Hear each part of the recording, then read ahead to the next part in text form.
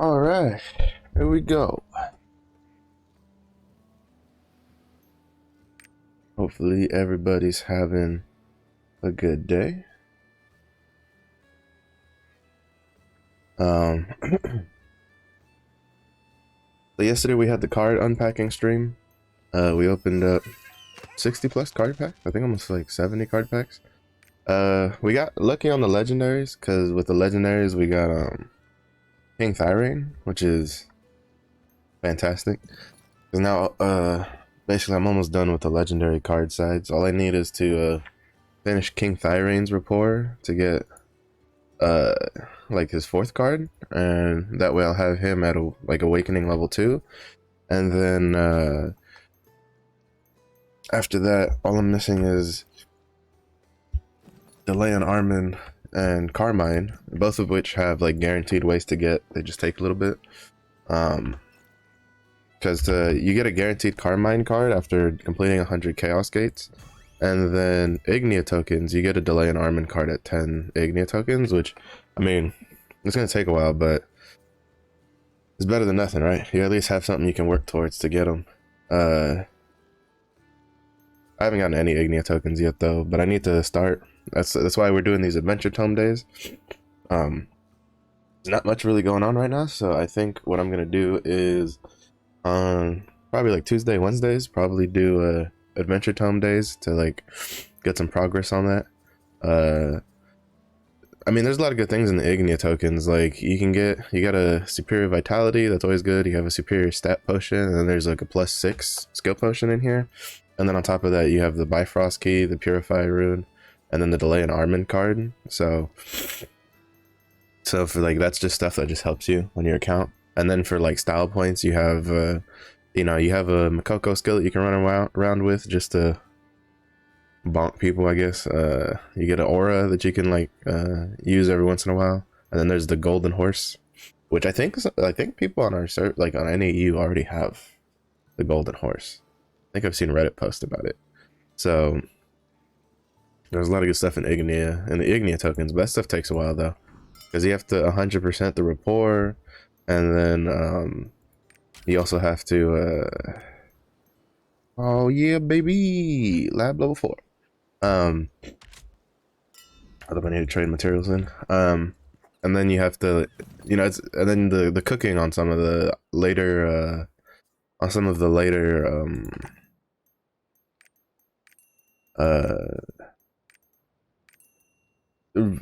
of the later regions are kind of a pain in the ass from what I've heard. So the nice, that'll be done tomorrow. So it could be a little rough, but yeah, fucking why not. But if you work at it little by little, you'll definitely work on it. That's what I plan on doing. I plan on kind of like working on it little by little. Shit, not again. We're gonna start off with finishing the easy stuff for tortoyk and Anikka, just to get also some extra virtues out of it. And then after that, I'll move on to doing stuff like Phaeton and Punica are the next 2 I plan on like working on. So and I'll probably end up trying to focus more on like Phaeton. I'm trying to get to like 70%, so we can get oh sweet, he's level 52 now. So we can get an extra merchant, and then I think that quest also gives you a +3 skill potion attached to it. And then the Punica one also gives you a merchant quest item, and then also a whatchamacallit, and then I think there's a +6 skill potion in the Punica Adventure Tome. So eventually gotta get those done, but we'll do that after I do my scrapper dailies. So like always, we'll start off, we'll do a Grexion first, then do the Guardian raid event, and then after that we'll do the chaos dungeons and then see if we can get any more hones off. Yesterday off stream, I was able to luck out and get plus 12 on my weapon. So now all I'm missing is the chest piece and the pants to plus 12, and I'll be 1355. And then we get to start the process all over again, going from plus 12 to plus 13. For plus 12 to plus 13, I'm going to start using the books, the tailoring books for the armor pieces, just to kind of try to speed those up. And then I'm still going to wait till plus 13 to plus 15 on the weapon, because you get less of those, like significantly less. I think you only get like 3 with the 2 combined. Yeah, you only get 3 books with the 2 combined. As you can see, I've kind of already dipped into the tailoring books, because this is you'd have 15 from the 2 events, and I already used 2 of them to try to like push some stuff forward. But yeah, you don't get very many of these, and 13 to 15 is definitely where I want to like use these to push forward. I definitely plan on pushing an alt to I think I'll either push, I think I might push the Berserker to tier 3 soon, because he almost has enough honor shards, or yeah, to get to tier 3. So I'm just gonna consume that now. So I think he'll either have enough today or he'll have enough tomorrow, because you need on average about 200,000 on life shards to get the last like 5 upgrades. And he's at like I think 108,000 right now. So I definitely have more than enough material saved up to push him forward. So really it just comes down to getting the alright, that's set up. It's just gonna come down to getting enough shards to push him forward. So, but that again, I'm not really too big of a rush. I should probably be in a little bit more of a rush to try to get him to use the books, because the event book, the books you get from the Grand Prix event are only usable till the 14th of April. Because that's when with the April update, the Grand Prix rotates. Well, it'll like leave, it'll end then. I don't know if they'll replace it with something else. Apparently in Korea, they usually always have some sort of event running every month. So you always have some sort of like, you know, influx of stuff. So I don't know if they'll replace it, seeing how the Guardian Raid event will still be going until the 28th.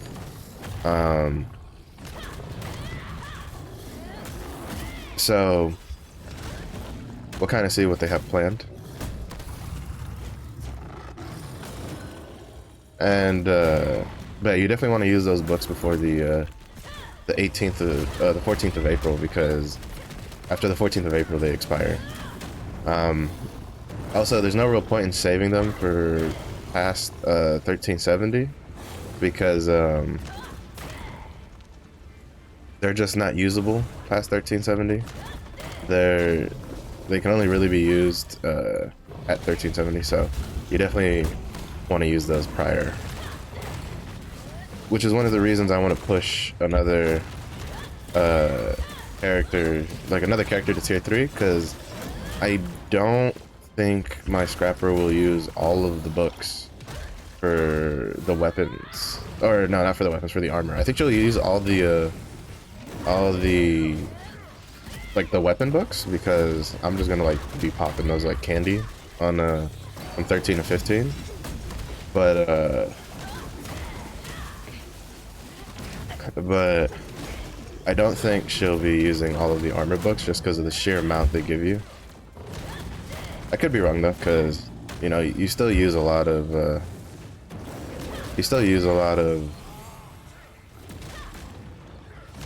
well, there's a lot of armor pieces, right? So you know the weapon, you get like they give you like 3 books a piece for every slot. It's just that the weapon seems less, because, well, the armor books seem more simply because they're giving it to you all at once. But in reality, if you count, you know, you get 15 tailoring books and 3 metallurgy books, which are the weapon ones, and then and you have like, so for a total you actually get like 18 books. So if you count it, you get 1 per, because there's 6 slots, because there's 5 armor slots and then there's a weapon, so that's 6. So you get 3 books per slot. So I might end up using all the at least I'm pretty sure I'll end up using all the armor ones, because you just have to do it somewhere. Well, not all the armor ones. I'm pretty sure I'll use all the weapon ones from the events, because the weapon tends to, I have the worst luck on my weapon, so I'm gonna try like YOLO honing like once or twice on the weapon, but after that I'll probably end up trying to I'll probably just end up trying to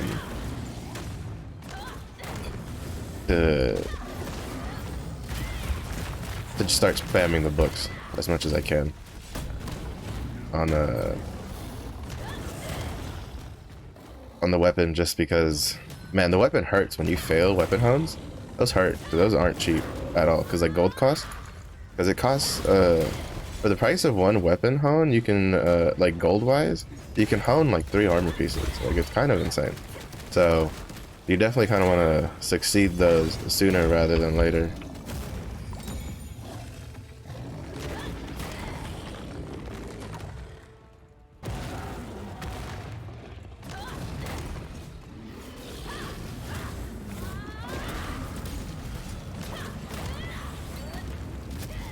Rexion.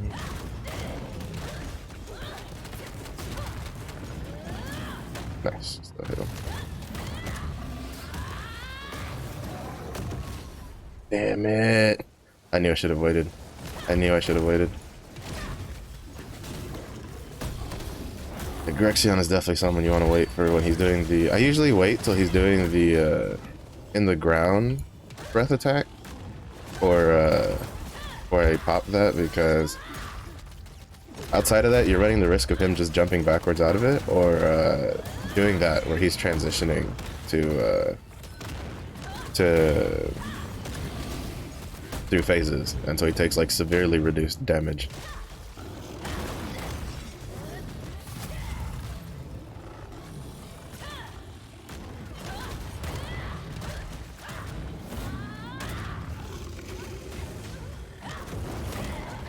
Nice. Quick and easy. Yeah, Grexion's definitely something that you can tell.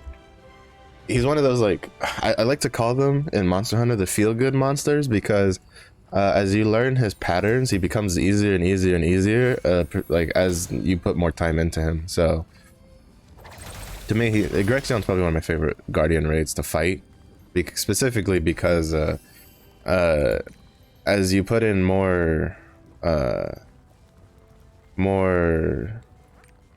time into him to learn his patterns and learn all of his stuff, you definitely feel yourself getting better, and then you get to see it, because like you'll get the numbers higher when you're dealing all the damage and stuff like that. Also, his it's also a big thing that his patterns are mostly they're honestly mostly just really flashy, and but once you realize that the pattern to them and how the moves actually work and stuff like that, it's very you have a very smooth time learning how to weave in and out of his abilities.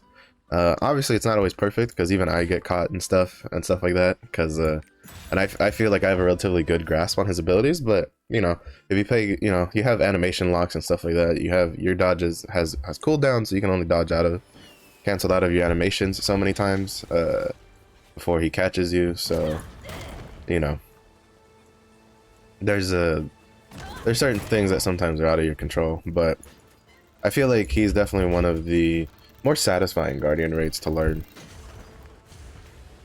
Granted, the one move I kind of still don't really have a big hang on is is it's when he's in fire mode. In his fire mode, he has this portion where he like stomps the ground, and then two big like spike walls come out of it, kind of like Berserker's Hellblades. You know, they have the earthen like walls that come out. Ah, damn it! I knew I shouldn't have done that there. But he does that, and when he's in fire mode, and sometimes can I make it out of this in time? Okay, I did. But if you start spamming it a lot as a melee, you suffer.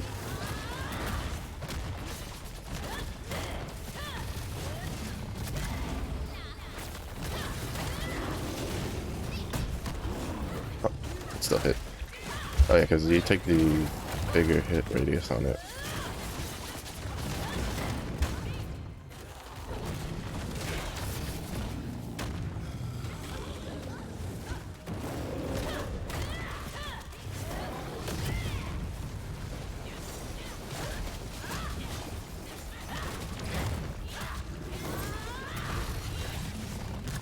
Ba-da-da.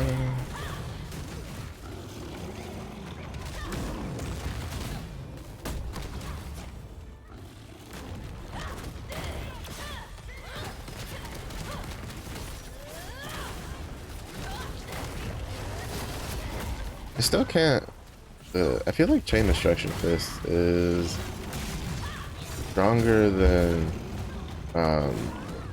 Okay, game. That's cool. It didn't like. It juggled me against the rock that was like the very edge of the map was there, because for whatever reason, people don't like repositioning monsters in this game. In Monster Hunter, you generally at least try to reposition sometimes to try to get so you don't get like fucked over. Like kind of there, I kind of got boned a bit, specifically because since it was a really tight area, my character kept bouncing off the wall back into his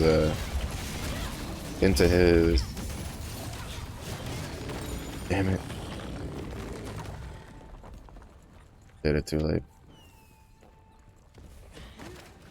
Maybe not. I don't know. I don't like right there is one of the times like I don't know what they need to do to that, but they really need to make the battle items, the grenades, more responsive. The grenades are notoriously unresponsive. Is a notoriously unresponsive fucking system. You do the slightest thing and then you don't get grenades to go off. You know, you don't even get, because you don't even get the targeting reticle, because I was spamming the 2 there, and like the targeting reticle just wasn't coming up. And so I thought I was hitting the wrong button, so then I accidentally used my panacea. But in the end I was clicking the right button, it's just that for whatever reason, it was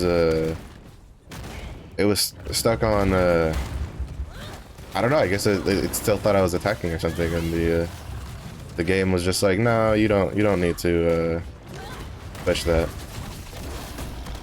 And it's just a bit annoying.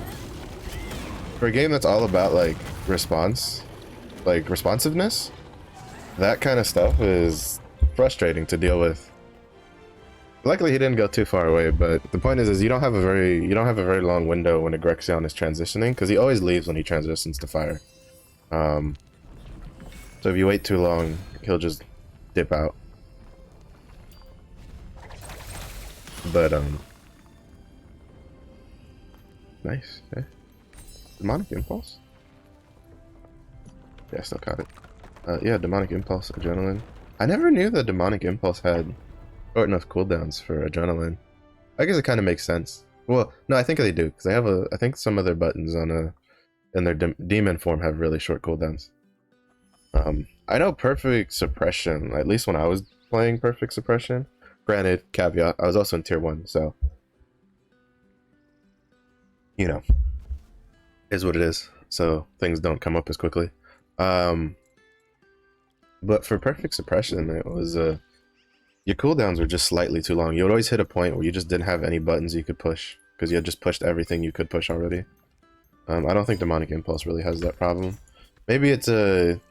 I mean, there's also the caveat that since I'm tier 1, I don't have any cooldown gems. I'm pretty sure if I had a cooldown gem on like the dash one, it wouldn't be so bad. It would be it would probably be low enough to always be up when I need it to keep my adrenaline stacks rolling. But is what it is. My Shadow Hunter personally has gone the way of the dodo. I've tried to play around with her for a long time and give her a pretty solid chance.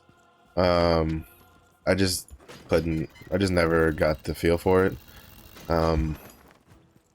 I know that's what Shadow Hunter is, one of the classes that a lot of people go, oh, they're really good later on. Like in tier 3, they're fantastic.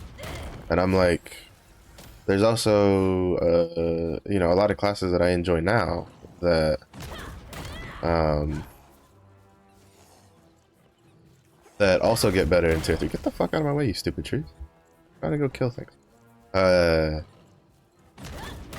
So to me, it's more of a, I'd rather play something I enjoy now that also gets better in tier 3 than to play a class where I'm like, this is kind of boring, and that you have to wait till tier 3 before it even starts feeling like satisfying. So that's my take on it.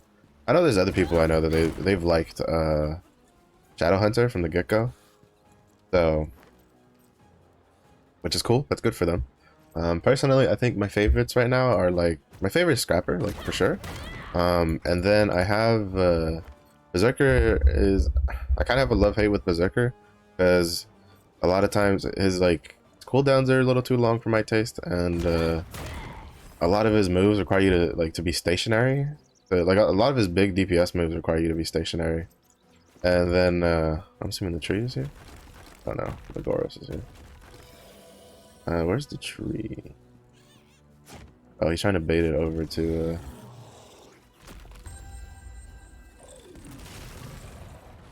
Earthquake.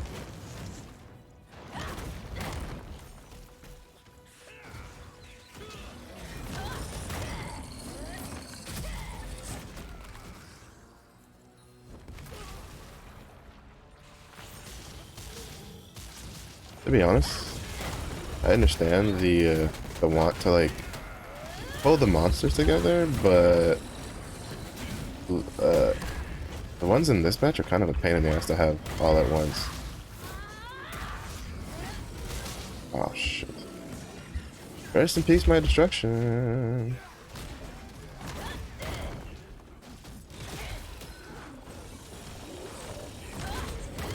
The one bad thing about Shock is that you don't have a lot of on-demand destruction abilities. All of your destruction stuff has pretty long cooldowns.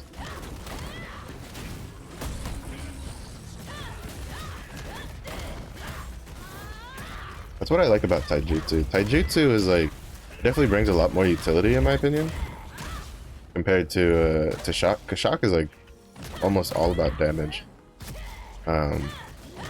They bring a decent amount of stagger, but I feel that the amount of stagger that, like Taijutsu, I think also brings equal, if not more stagger, because they take Death Rattle, which its stagger is based on how much shock it consumes, and so the damage nerf from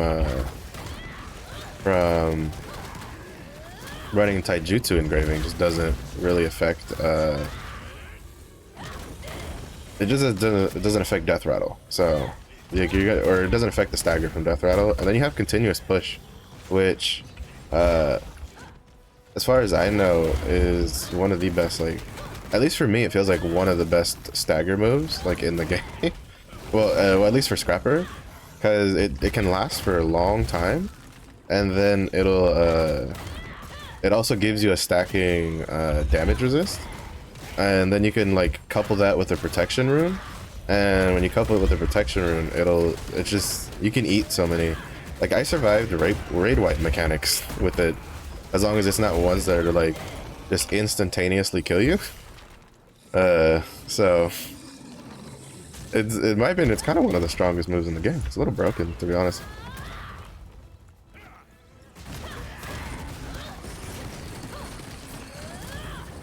Uh, but I think it's like medium stagger.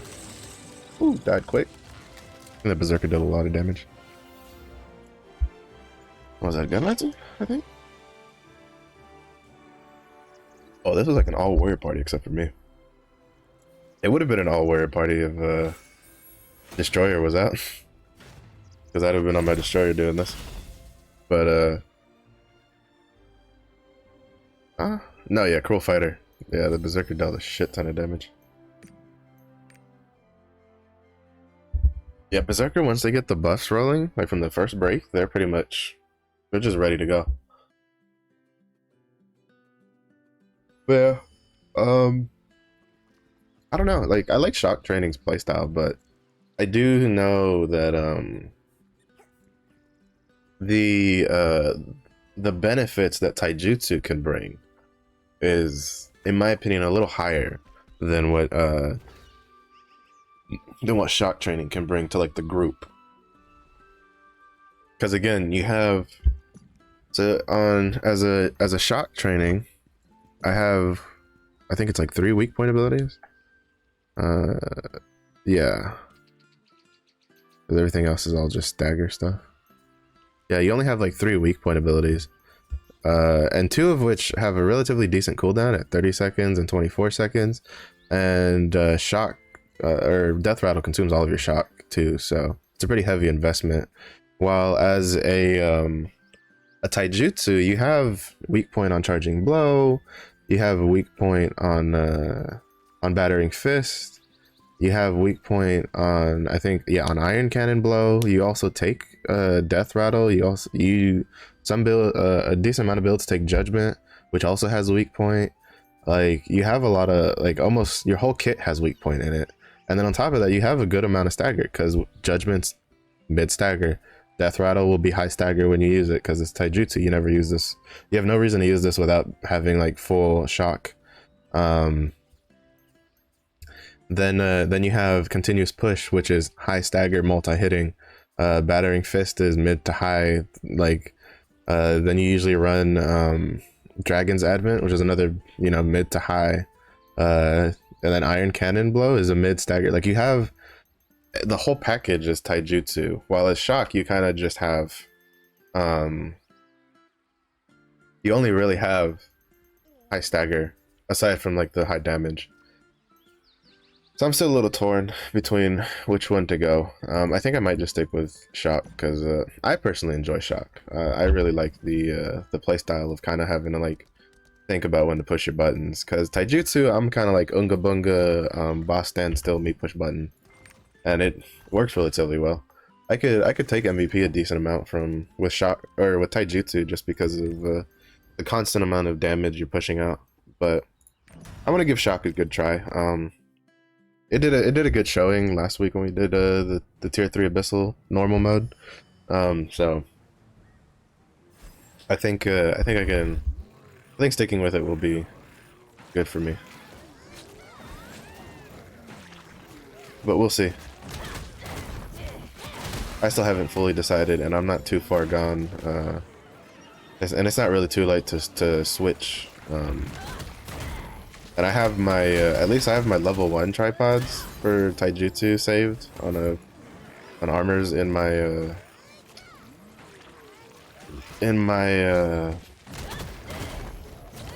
bank, so I would just have to unlock those, swap those over to the into the storage inventory thing, and then just swap that back onto my armor, and she'll be pretty fine. The downside is that I would have to like spend a lot of silver refaceting my gems, but again, I haven't decided yet if I want to go back or not. To be honest, I feel going forward, there's enough. I feel like, well, part of destruction really being a big thing is I don't think like NAEU is kind of like in this weird mentality where they don't want to use battle items even though they're relatively cheap, especially right now with the prices of like Mari shop, with the prices of like blue crystals being really cheap right now, and then Mari shop prices are super effective. You get 5 selection boxes, like for 25 blue crystals. So for like, well, the last I looked, I haven't checked today's blue crystal cost, but the last time I looked, the blue crystals were like 430 gold. So for 430 gold, you can get 5 boxes of each type, and they're selection boxes. So you know, it's a very good bang for your buck. It's cheaper than crafting them, funnily enough. Because oh, I think I got a boss rush ticket. Nice. I need more boss rush. Tier 3 boss rush tickets. Beautiful. That means gems. That means lots of gems. I did like 3 of them the other day, and I was able to push, get a lot of gems to level 5. So I have like a bunch of level 5 gems here because I've been trying to replace all of my my tier 2 gems because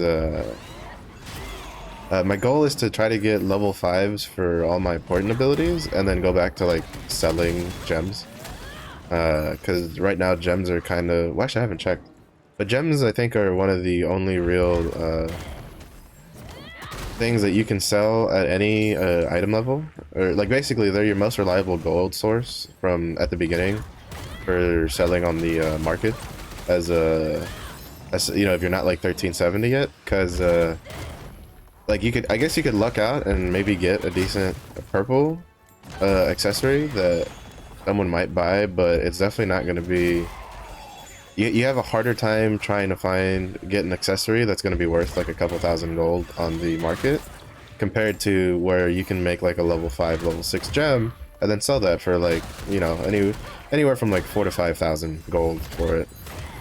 You know, it's not super reliable in the sense that it takes a while to get there, right? Like you outside of like chaos dungeons and boss rushes, you don't really have another like large influx of gems from other content, but it's better than nothing, you know.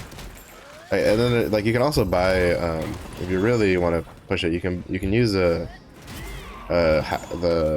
coin chest to buy gem chest from the Punica ship. I think the crab ship that is in the dock for the Punica ship, for Punica. That one, if I'm mistaken, sells a couple chests for level 3 gems, or tier 3 gems, the level 1s.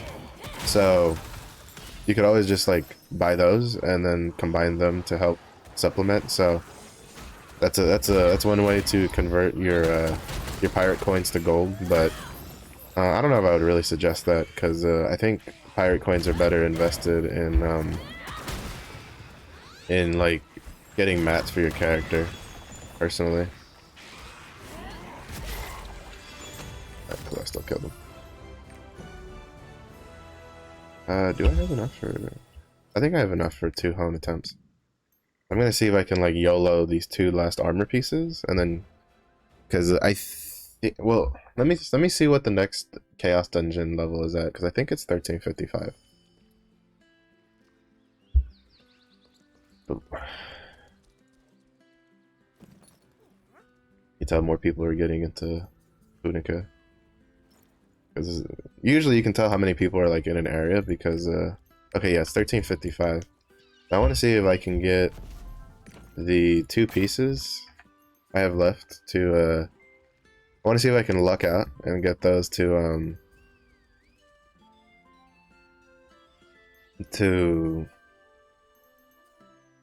plus 12 each. And then that way I can, like, I'm probably gonna pop some books on them, just to try to get, see if I can like luck out and get some stuff.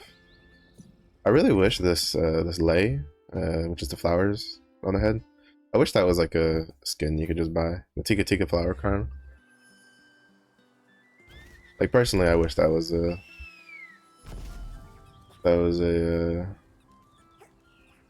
like a skin that you could just put on. Doesn't even have to give me stats. I would just wear it, like, regardless. Okay, so this is what we're aiming at. We're at 46% artesian energy on the pants. Damn it. Oh. I didn't keep track of my fusion materials. I gotta go make more. I've been hunting a lot, so I can have a healthy stock of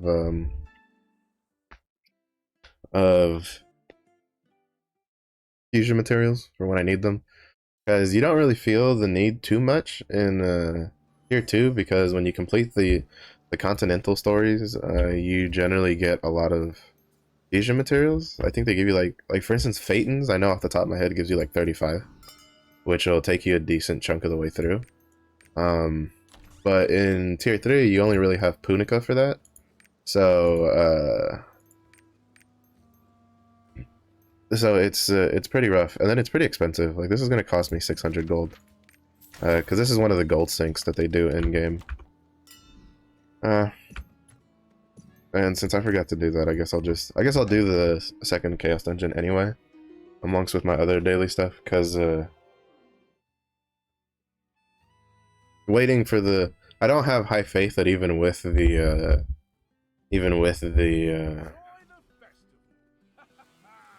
well, I mean, I don't have enough guardian stones to do 2 hones. So like the dream would have been I succeeded there on that one tap, and then I succeed on the next tap with the on the one tap on the chess piece to get to 1355. You know, it was a bit of a dream, but you know, a man can hope. But I don't even have enough guardian stones, and chaos dungeons are really the only thing I have left. So we'll just do this. We'll get this knocked out of the way. We'll go do Anguished Isle, do our daily Anguished Isle run, do our Una daily tasks. I'm not hurting too much for leap stones at the moment, because again I did those boss rushes, and boss rushes alongside giving you a lot of not this one. I need to do a Frozen Island one. Lost Haven, that's the one we want. Because for now, this one will give us more leap stones, and it's really not that hard to do. But yeah, so we'll just do our dailies. Hopefully we'll see how it goes. My goal is I'm hoping to get 1355 before reset. I can get more Una tokens for the next reset, for more gold chests. We'll see how that goes. I don't really plan on using my solar protection items, the tier 3 stuff, because I'm trying to stockpile those, so that way when I start trying to push past plus 15s and stuff on the legendary gear, I can try to ease that burden a little bit more. Because those so like for instance the tailoring books, you have different types. So we have the ones right now that only work to 1370. Then there's like legendary ones that you use after 1370, and then there's relic ones that you use after that. For I think those are when you're in like 1500 or something. So, and then the same thing with the mats. A lot of the mats change and whatever as you get higher up. But those protection items, like the solar blessings and the solar protections and all that kind of stuff, you use those throughout everything. Like you don't get like enhanced versions of those or anything. Like that is what we use. So saving up on those now is probably smarter than if you plan on playing Lost Ark in the long run. Saving those now for the future usage is probably a smarter use than spending them just to get to like 1370 or something. Because in the future, when we're trying to get to like 1460 and stuff like that to do like Belshazzar and all those kinds of stuff, you're gonna want that like trying to get to 1370 is gonna look like a joke in comparison to the stuff that we have coming down the line honing wise. But I mean, you can also do it yourself. Some people think it like, to some people it's personally really important to get a 1370 to do Argos. I'd like to get Argos, but I'm definitely not going to get 2 Argos before Southvern comes out, because I'm pretty sure that'll come out April 14th. So we'll see, and that's another continent. Which so to be honest, the most important like level before that you need to reach on at least your main um, before the next update is 1340, because at least, well, if they keep it the same, because in the other regions, South Vern's story is 1340 is what you need to get to. So that's another influx of materials and stuff like that. And then I think I'm thinking that introduces a weekly like dungeon. It's kind of like Anguished Isle, except that it's weekly instead of daily or something like that. And then that also gives you a decent little influx of materials and stuff. Also, I think that's also where we get like there's a legendary focus rune. So if you're kind of hurting, if you're like going, man, all these focus runes are kind of hard to get, apparently there's a really easy one that we'll get when we get South Vern from a vendor. So you can kind of just like chillax and wait for that, and then just let that, you know, carry you through the day. But I think for the most part, most classes only really use like 1 or 2 focus runes. I know like Destroyer, which is what I plan on playing, it only uses 1 on Ignore Pain. So that I'm not gonna go too much out of my way to like get the blue or purple ones, because I know that there's a legendary one coming that's not RNG to get, it's from a shop. So it's like the it's like the legendary overwhelm rune, even though you can get 2 of them. There's one that you can get just by doing Anguished Isle and just farming your daily Crimson Skynes, and then you have a legendary overwhelm rune. So it's it's something like that. So, you know, when there's not RNG attached to it, it's not a big deal in my opinion. Because the flip side is you have stuff like the legendary rune, legendary bleed rune. As far as I know, the only way to get it is from one of the 3 tier 3 world bosses, and the drop rates on it kind of all over the place. And then the rage rune is the legendary one, is like RNG from Chaos Gates. So again, you got the kind of just all over the place. We need to kill time while we wait for the Naruni racing, because we'll do that. Right now, the Naruni Grand Prix, I'm going to double check, make sure I bought all the stuff from the vendor, because you don't want to let this like reset without emptying it. At least for without emptying it for the stuff you play, right? So you want the you want to get the stuff. You want to get the stuff. None of those are any good. I got a bunch of rare accessories this time. It's one of the real reasons I want to get to 1355 is I want to get more purple, my more reliable source of purple accessories, because the Grexion's loot drop is pretty dog shit for accessories. I tend to get, like, today's wasn't too bad. I got purples from killing him both times, but more often than not, I get blues from him, which are basically worthless to me. So that's why I'm trying to get to 1355. Like, to me, that's my big goal. I try to get higher, so that way I can get more reliable, like, purple accessories, and outside of, you know, just the, because the abyssal dungeons, you only do it, like, you can only do you only get 1 entry a week, right? So once you get your 2 entries in on like your characters, you're kind of just done. Like 2 entries as in like in 1 each. But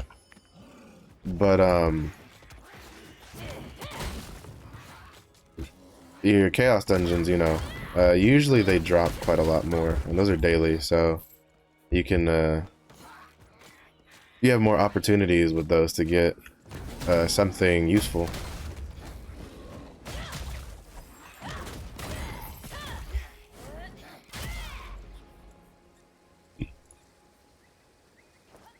But we shall see how it goes. Shit. Get away from me.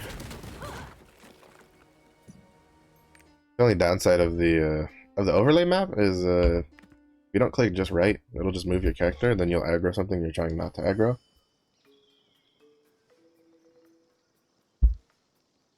But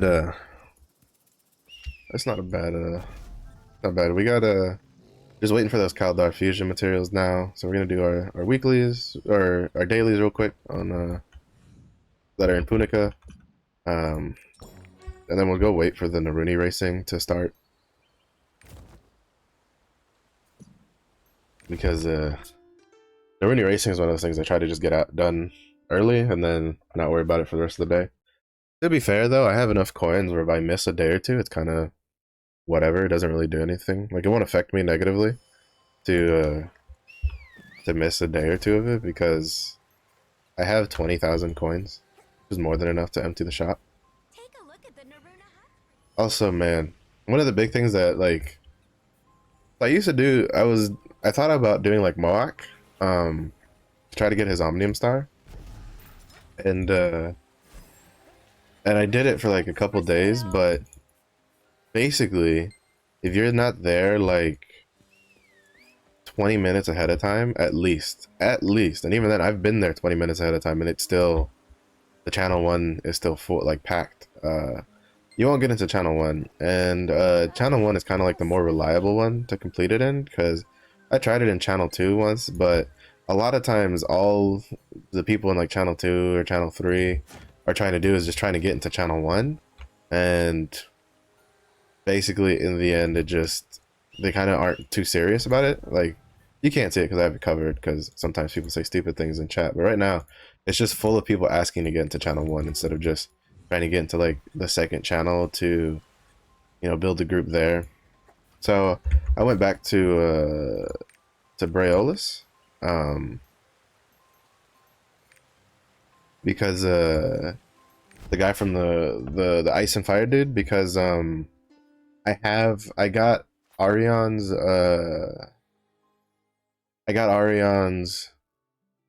whatchamacallit, Island Soul, I think like a week or two ago. So now I'm doing Braeolus to try to get his Island Heart.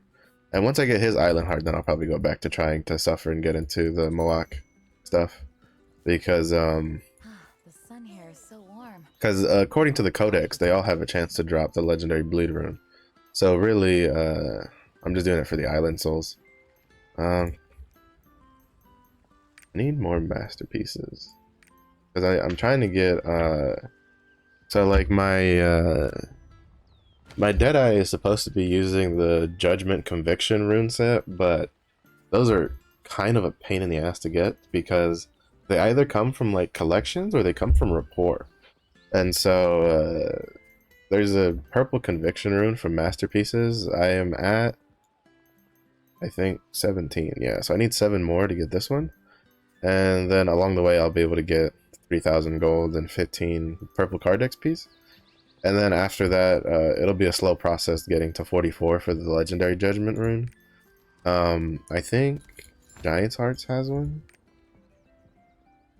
No, Giant's Hearts has a purple focus rune. That'll be whatever. But there's 2 masterpieces in Giant's Hearts. So, and I'm working on those because really the only ones I have left are the rapport ones. I've basically gotten all the other ones. And then the rapport ones, and then Tuki Island's reputation. And then I have to go, once I'm done with Tuki Island reputation, I have to then go do the Shadow Moon market one. And because I think those will be the last 2 non-rapport ones that I'm missing for Giant's Hearts. Because I have the Azurwind Island one already. And I bought all the ones for all the traders around. And so I'm really only missing the rapport ones and whatever. I think Beatrice I'm pretty close to being done with her. Because her, you just need to get her to friendly to get her Giant's Heart. I think I'm at amicable level 2. Let's just check. Yeah, I'm at amicable level 2, so I just have to get through amicable level 3. And then I'll get friendly and get the Giant's Heart and a Vitality Potion. I'll still want to get her to Trusted eventually for the Charisma Potion. But basically once I'm done with her, I'll swap over to Nineveh. Because, well actually no, I'll probably swap over to Calvasis. Because Calvasis also has the Giant's Heart and he has an Island Soul and a Masterpiece. So he has a lot of things I want to get. Nineveh has like, well, she's got gold and an island heart, but she doesn't have a masterpiece. So I'll swap to Calves's. I'm working on Black Fang because you need to get Black Fang to trusted for the Astray. And I don't plan on doing the brute force maneuver, so I've just been slowly working my way up. But I think I might put her on the back burner for a bit because I need 270 charisma for one of the dialogue options that I want. Mari is one of the rapports that give you one of the judgment conviction runes. Hers is a purple judgment at trusted. And then I think there's a vendor. I think one of the market vendors is also gives you one. Nia is one that I'm gonna wait for a while, but I do need to get her to trusted to get the Omnium Star. But this will wait till I get Stella's and Moak's Omnium Stars, because those two are RNG. So then beyond that, I've been working on Alien. Well, I've been working on Yule because Yule at trusted gives me a charisma potion and a vitality potion. And then once I'm done with Yule, I'll probably use her rapport, like what I've been using on her, and probably swap her over to not you, Rohinda? No, I wasn't gonna do this. Even though Azina is you kind of want to do because she gives you her legendary card, which you need for the Light of Dawn set. There was another one that I was gonna move it to. Because basically my order right now is I'm working on Beatrice. Once Beatrice is done, I'll start working on Calvasis. And once Calvasis is done, I think what I'm gonna do is I'm gonna work on Calvasis, and then I'm probably gonna stop working on Black Fang and start working on Nineveh to try to get the Giant's Heart and to get the Giant's Hearts done, because these three have Giant's Hearts alongside Sasha. So that's 4 Giant's Hearts. But out of all of them, Beatrice's only requires friendly, while everybody else requires trusted. So that basically I'm just slowly working my way through them all. But yeah, it's a pretty good process. I think aside from there, all I'm missing in Giant's Hearts is, well, better if I just go over here. All I'm missing is, aside from the report ones, is Tuki Island, the reputation, which I'm working on that, and then the Tower of Fate, which I've just ignored the tier 2 tower for now. I need to go back and do it. And then Shadow Moon Market. And then after that, and you get all the reports and done, I'm pretty sure what happens is, because you see this quest where it says Wisdom Isle 15th Heart, for the 15th Giant's Heart, I'm pretty sure you only get this quest after you get the previous 14. So, but I'm like, I'm halfway done with them, so it's not bad. The reports are definitely going to probably be what takes the longest, just because you need 3 of them at Trusted to get the Giant's Hearts. But for the most part, the rest of these are they aren't that bad. So I'm gonna get this started, the Shadow Moon Market. I need to get this started sooner rather than later. But I'm kind of like, I guess I'm a little crisped out on like some of the other side stuff I have to do, like Tuki Island. I'm so tired of going to Tuki Island, but I'm almost done with it. I'm like halfway done with this one. So once I get that done, then I'll probably pick up this one, because this one has a lot of stuff you have to do. And then because really 12 is kind of my focus for Giant's Hearts. So you get there's 4 from Rapport, so Sasha, Calvasis, Beatrice, Nineveh, and then I get 1 more from like Tuki Island, and I reach the goal I've set for myself. Now eventually I obviously want to get all of the Giant's Hearts, because I'm a bit of a completionist when it comes to collectibles. And then but my big goal is just to get these 2+3 skill potions. Omnium Star wise, I have the 2 easiest ones, which is the one you get from unlocking Omnium Stars, and the one you can buy from the Punica quest. Nia, I'm kind of just waiting for the rapport to work on her for it. Basically, I'm gonna save her for last, because I'm working on the reputation for the purification ceremony. That's the one where I was running around killing the the gorillas and the undead things. And then I'm gonna wait for to get the at least one of the 2 RNG drop ones, because to be honest, the next like checkpoint is the legendary wealth rune, which is at 5, and since I'm at 2, I need 3 to get there. So basically I'll get the reputation, which gives me the purple overwhelm rune, and then the 2 RNG ones will get me to 5, and then I'll work on Nia's down the line to get the last +6 from that. Aside from that, I don't care about Makoko seeds. I haven't even started on the Ignia tokens. Sea bounties are probably another decent one because they give you a good chunk of silver. That's a good, and there's a couple of masterpieces there. There's like 2 masterpieces, and then you get the Tears of Abyss, which lets you buy relic sailors. Speaking of, no, I haven't bought that from the ship yet. I need to remember to buy the Tear of Abyss from the Punica Spearfish ship, but that hasn't lined up when I can when I've passed by it. Also, I kind of want the seagull transformation because that's kind of just funny.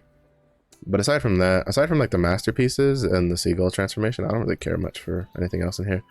But unfortunately, the masterpieces are all the way at the end, so you're gonna have to put in some effort for it. World trees? I don't think world trees have anything I care for, like, at all. Except, I guess, the citrines to upgrade your charm, but that, to me, that's kind of whatever. But, oh, well, there's a masterpiece here, so I guess that would be helpful, is to get 24, but I haven't exactly been going on it. I've kind of just been letting those do whatever for collections. Island souls, I'm at 29.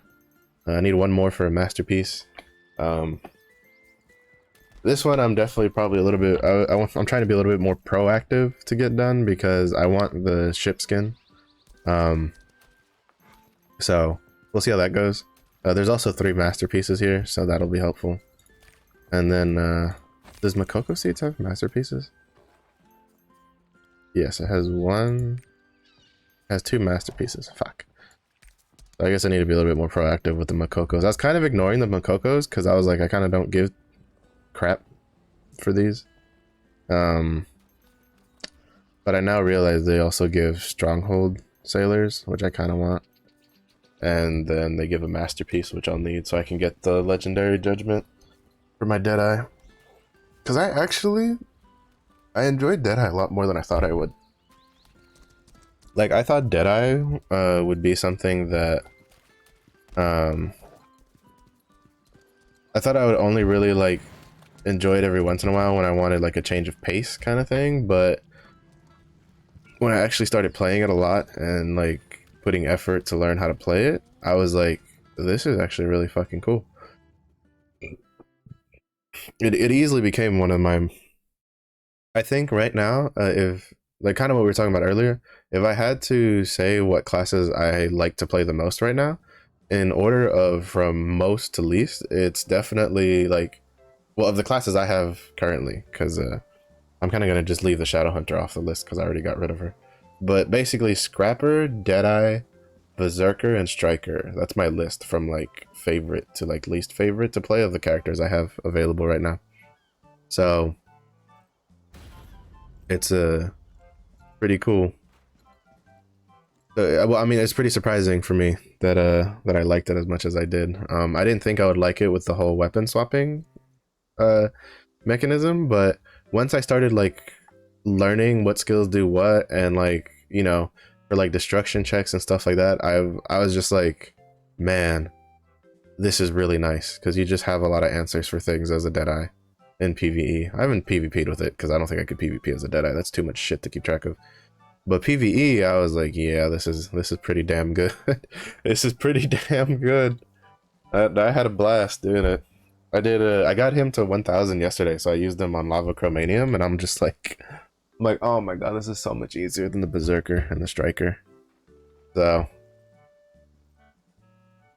I was pretty intent. There's someone in here with a great sword I want to see. This one, yeah. That is the Chosen sword. I like that sword model. I've been trying to look because I still haven't found how to get the sword that you use as a berserker in the test room. So I'm kind of just waiting on that to see where it pops up because I'm pretty sure it's from tier 3. So we'll see. To be fair though, kind of have I don't know how I feel about berserker.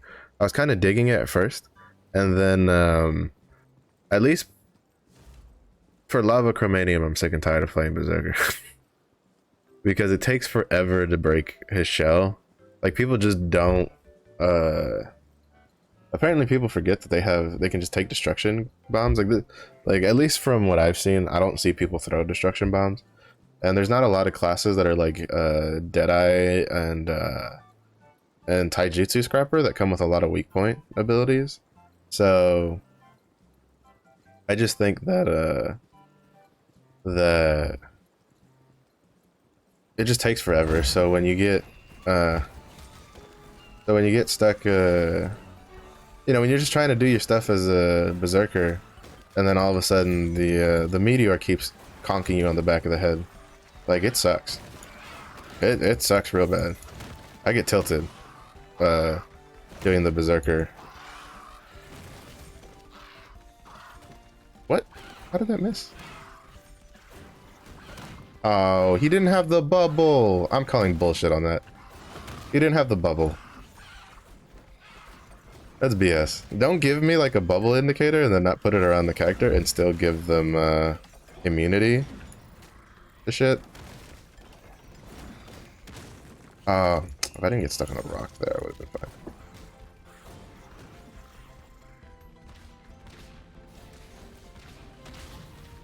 Okay, let's see, can I do this? Because I've had pretty bad luck recently on getting through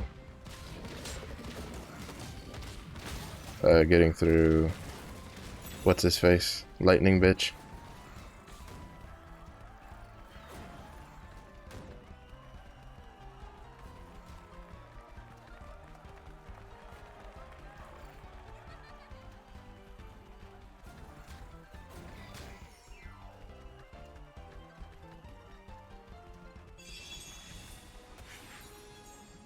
Hate that's done, but that's fine.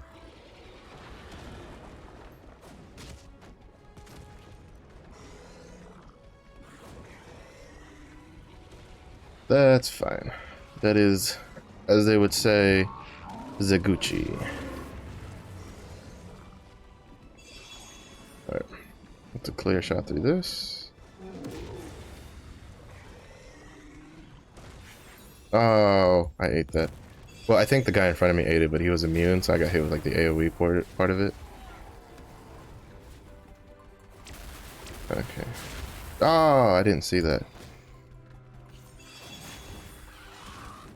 Get fucked. Woo! Bob and weave, bob and weave. I got moves. The old Need for Speed days are cracking in.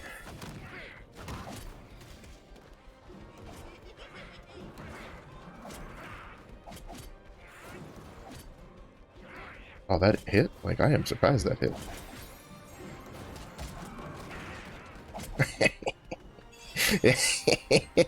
That was dirty. I did them dirty with that one. The shooting them into Volton maneuver was rough. Oh, I got second place. I didn't think I was that far ahead. Knocking them into Volton. Oh my god, that was gnarly. I got 890. Wow, you do get a lot for placing. I should try to place more often. Usually I try to be like a team player and get you know, help the whole team get up. But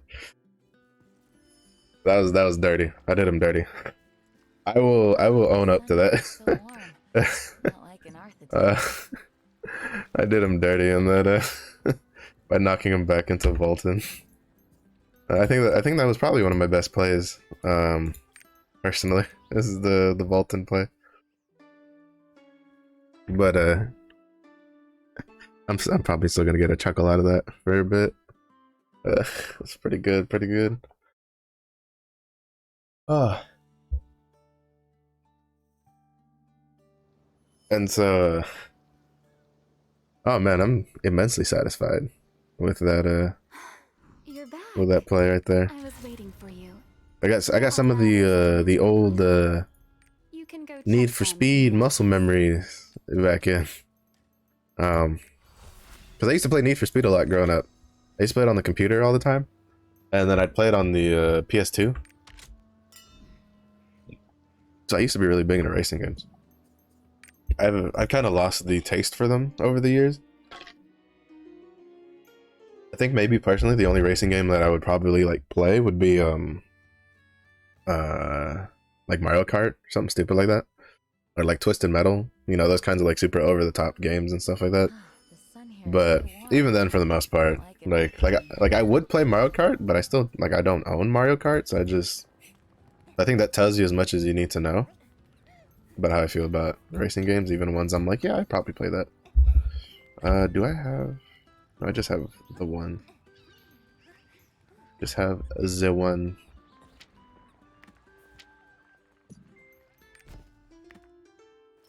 That was pretty good. I like the Naruni racing. There's a lot of strategizing you can do in it.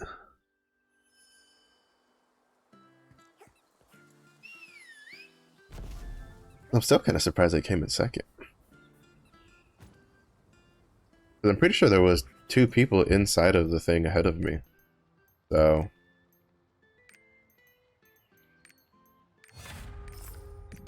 Are you serious? Bruh.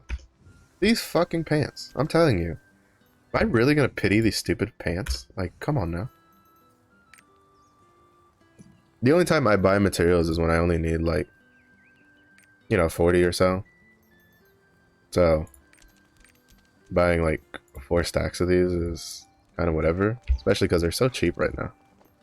52 gold, it's kind of whatever. I could just go run Sea of Indolence on my alt and get it.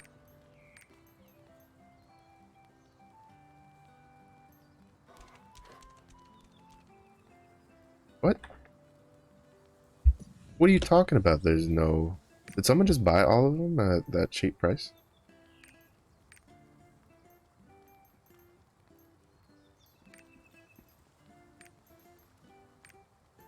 Oh, no, I think someone listed... I hate that. I hate that so much. That's the one thing I don't like about the market system, is like, if someone else like puts it up as like, you know, if there's any sort of change with the numbers, as you're like, even someone adding more will cancel your transaction. It's so annoying. Like, just fucking take my money. I don't care.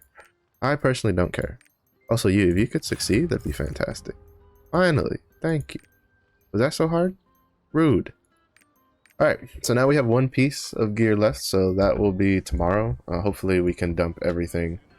Hopefully dumping everything from tomorrow's will get us to where we need to be. Well, where I would like to be, which is 1355. The chances of the 2 attempts, because I only really get 2 attempts, the chances of those 2 attempts getting me succeeding on that chess piece, seeing how it's only at 6%, so I've only done it a couple times on the chess piece, is not very promising. But, you know, a man can dream. The same way I dream that Destroyer comes next month. Because, you know, that's a dream. I can dream that I'll 1 or 2 tap the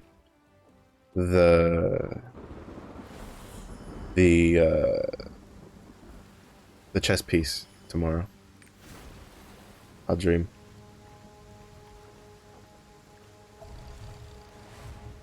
I will dream.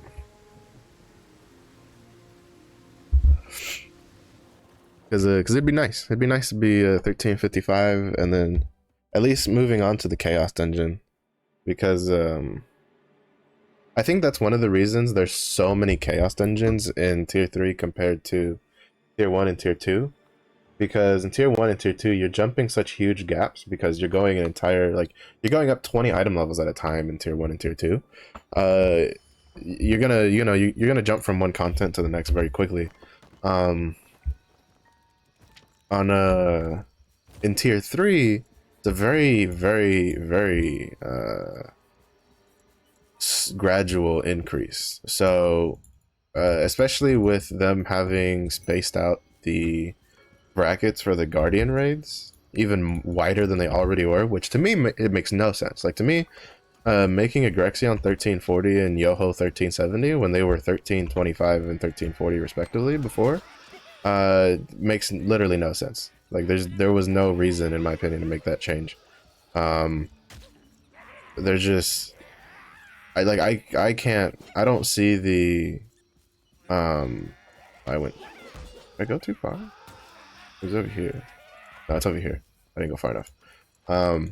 I don't see how in any shape or form changing those item levels was seen as a good decision. Like I question the like leadership view for this game with those changes, because you wanted to speed up NAEU's progression, and then you do something like that which inherently slows down NAEU's progression, because it's not an enormous amount of materials, but it's still more like you still get more materials from Yoho than you would from Agrexion. So like right now I would be fighting Yoho, like Night Fox Yoho, for more materials. Now granted, I think Belganus was 13. I don't think Belganus's item level got changed. I think his is what it was, which is currently 1385 for us. So there would be a big leap there somewhere, but I still think that I still personally think that it was a poor decision made. Alright, go away. This is my farming area. Go farm somewhere else. I don't want to share it with you. We're not friends. I don't know you like that. Range of danger. But I do question that decision. I think they might have done it trying to quote unquote smooth out the progression of the item level for the Guardian raids. But at the end of the day, if that was the case, they should have done something to the loot tables, because I don't think they did anything to those loot tables. So it does feel a little bad, but pretty sure we're stuck with it. There's not much else we're gonna get out of it, so we kind of just got to make do with what we got. But aside from that, I don't think it's too bad. I do know there's a lot of contention still on the drought, the 1340 or 1370 drought, which I think they've done a pretty good job filling that drought with the events going on. Now it's a little questionable whether or not like they should have done like a daily reward from the events themselves over a whole like collecting currency for a bulk purchase once a week, but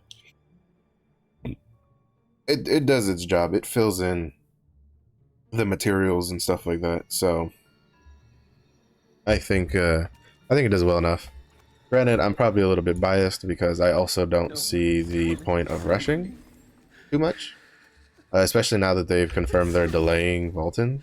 So that means we probably have like, I'd say at the earliest we'll probably get Volton in May, because the April update is supposed to be the 14th of April.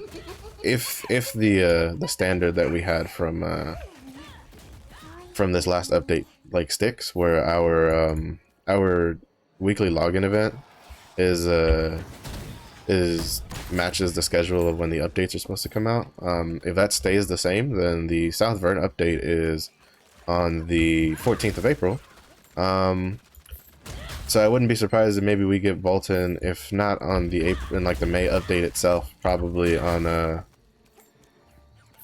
like on the first week of May or something. Or they might just save it for the May update, just give people more time to get to, because you have to get to 14-15 for Volton. South Vern does introduce some extra materials, but I don't think it's going to be good enough, because you either need to do one of the efficient routes, because there's like 6 different routes that you can do on Reddit right now. I plan on doing the one that so Benji went on Korea and he did the test on the Korean servers in regards to attack power, because the main concern really is that a lot of people were saying, well, if you leave your oh man, are you serious, you stupid fucking clown. This is why nobody invites you to birthday parties, because you roll around too much. Because a lot of people were saying that there's no way a plus 11 weapon a build with a plus 11 weapon is gonna have more attack power than a build with a plus 15 weapon. So Benji on one of his streams, he decided to, on Korea, take an alt that he had at below 1415 that would and boost it up to 1415 using the efficiency like distribution of the item levels, because as a Korean player, he himself was like, there's no way that he's like, there's no way that you'll have more attack power, and you do actually. You have like 500 more attack power, leaving your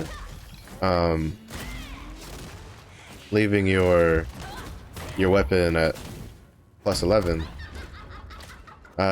Now the caveat on cost, like on whether or not that's like the cheapest way to do it, is I feel like that's kind of a moot point at this, I think people were missing part of it. The article itself that was quoted, the guy who put it up had really good intentions. I know he was just trying to spread awareness on it. I think he kind of shot himself in the foot by labeling it as the cheapest and not just labeling it the way Saint Tone labeled it, which was efficiency. Because Saint Tone labeled it as being efficient, not necessarily being cheapest, like the absolute cheapest way to do it. It was labeled as the most efficient, the most cost effective way of doing it, to get to 1415. A lot of I think that got a little lost in translation or in miscommunicated forward, because the guy just did like a picture, and I feel like if you wanted to do it, you should have done the picture so people could see straight up what was the stuff, and then you should have also added the excerpt that Saint Tone showed on stream, because he showed the picture written out, the reasoning and calculations of like attack power and stuff on that little excerpt for how it works. But instead he just put up a picture, so it caused a lot of discussion. Realistically, yeah, there probably are cheaper ways to get to 1415 and even 1400, but the real question is do those sacrifice more attack power? Because the Saint Tone way, we know for a fact, because he's done the math, and there's already been a Korean player who recently did that. He tested it on his stream, having a 1415 character who had the plus 11 weapon with the plus 17 armors and the plus 8 armor, compared to a 1415 character who was 15 across the board. You do get more attack power. This is a fact. Now, the real question is do any of the other cheaper variations, do they sacrifice attack power? Which I don't think people did the numbers for that. I think people were more focused on the aspect of the cheap, because that was the title of the Reddit post. But I think I'm probably going to follow the cost-effective way. The question is, will there be any gatekeeping on people that inspect? A lot of people, for the most part, I don't think individually inspect what item level each piece is at. I think they just look at your overall item level, then they look at your engravings, and then they decide whether or not they want to take you. So there probably will be some gatekeeping from people who have plus 8s and stuff, but it is what it is. There's not much we can do about that. There's always going to be some form of gatekeeping in MMOs. That's kind of just a sad fact of playing an MMO. I need to go do... Oh, I should have just gone to Frosthaven directly. But, it happens. Hopefully, it won't get too out of control, because, as someone who's played, MMOs for a long time, Final Fantasy XIV, I never had this problem too much, but I did have an issue in World of Warcraft a lot, because I always mained warrior, and And Warrior, yeah, had its like era of dominance, quote unquote, but it also had a pretty steep decline in the more recent expansions. And as a Warrior player, I struggled really hard to get to get invited to pugs and stuff, even as an overgeared Warrior, just because they were just like, no, you're you know, everybody says you're like super garbage, and you're like, dude, I'm like 20 eye levels above you. I'm just doing this to try to get one trinket. Like, there's no way that me being 20 item levels won't at least let me do TPS checks, right? So, you know, people will gatekeep from all sorts of stuff. Then it was like in Legion, in the the Legion expansion, the final raids. Warriors got, you know, with our set bonuses, we got really strong, or at least Fury did. And I had my set bonuses, and then I would be declined specifically because they'd be like, well, you don't have the legendary accessory. And it's like, I'm a heroically geared warrior. Like, the reason I'm doing this is for extra chances at those accessories. Like, I'm not doing this because I need the armor. I'm doing this because I'm trying to get those stupid accessories. Like, I've seen some of the dumbest gatekeeping from like the lowest difficulty of raids and like WoW. So, like, I've seen people go like, they'll decline people who aren't like heroically geared in WoW for like normal raids. And it's like, dude, most people that are heroic geared are not gonna go back and do normal unless they either A, they want the armor pieces for transmog, or B, there's like a really strong trinket, and that it doesn't matter what, like, you know, because there's trinkets in World of Warcraft where it doesn't matter what item level you get the trinket at. Oh, what am I doing? I was gonna go to fucking, oh, sorry, my brain's a little all over the place right now. I was gonna go to Black Fang to do the report stuff. So then I was gonna go to Black Fang, do the report on Black Fang, go to Lutera, report King Thyrain, and then go to Vern to turn in the quest. But yeah, as I was saying, there were some trinkets in World of Warcraft. They're pretty notorious for making trinkets that on some classes are extremely strong to the point where it doesn't matter what like item level that trinket is, as long as you have it, like, you're insanely powerful. So you'll go through all levels of difficulty just to increase your chances at getting it. That was me with but yeah, it was just, so I've seen some of the dumb stuff. So I'm hoping that I'm hoping that at least maybe for our version, hold up, how much is your masterpiece again? 3,600? I don't have enough for that, do I? Oh, these are the 500 ones. I do have enough. 7. I'm just gonna buy this masterpiece and get it over with. But buy it eventually anyway. Here you go, Rosa. I'm only doing this because you're my number 2 favorite pirate waifu.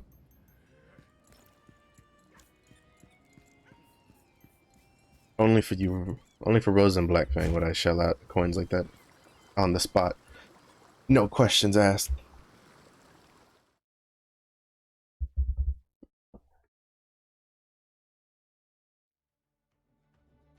But yeah, so hopefully the gatekeeping won't get too out of control. That's part of the reason why I kind of just did my own guild and try to pull friends into this game, because there's 6 of us that kind of play this game, and so we can at least do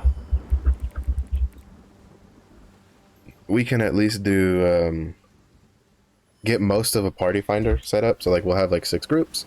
One of us runs support, so we really just need 1 DPS, 1 support, and then we're good to go. But yeah, that's what I guess. For if your main concern is like gatekeeping, I really do feel like one of the biggest things you can do is just try to either get people you know who game into like the MMO you play, especially if it's a game like Lost Ark where it's free to play, so it's really easy to convince someone to at least, hey, it's a free game, would you at least try it? If it's something like World of Warcraft or Final Fantasy 14, you probably would have an easier time because it's kind of more what's in right now. It's like the popular MMO at the moment. But even then, like when you tell somebody, it's like, yeah, you need to spend like $60 to play the game, and then you have to spend another $15 a month to continue playing the game, that kind of throws some people off. even if it's like a really popular game. So for Lost Ark, if you play Lost Ark, just be like, hey, yo, give it a try. And then when if someone's like, hey, I heard this was pay to win, I don't play no pay to win game, you just be like, bro, it's not pay to win. It's you know, those whales will come carry us. Don't worry about it. Just come play with me. Like, you know, you sweet talk them. You gotta sweet talk them. That's what I did. I sweet talked my buddies. I was like, they're like, but it's free to play Korean MMO. I was like, don't worry about it. Exactly, it's free to play. So let's play for free. You little sweet talking to your friends. You just, you know, tell them to be all right. You'll tell them that you'll hug them when they feel when they don't win MVP against the whale that swiped like $5,000 for legendary grudge and legendary cursed doll, so he can be super top deeps. You just tell them like, hey, look, at least the run went smoothly, right? Just the run went smoothly, and that's all that matters. To me, that's all that matters. At the end of the day, did we down the raid boss? Yes. Nothing else matters to me.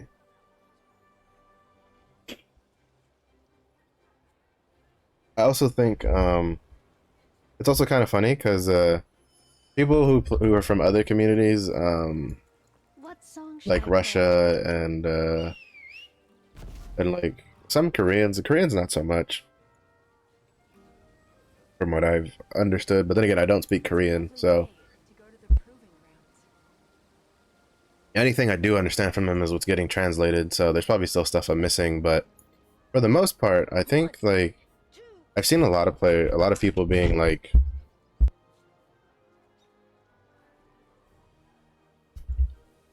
oh, NAEU has a phobia for grudge, like to play grudge. It's like, well, yeah, because it's 20% increased damage taken. Oh, that's right. I need to be tier 1 before I can even buy anything. That's so fucking annoying.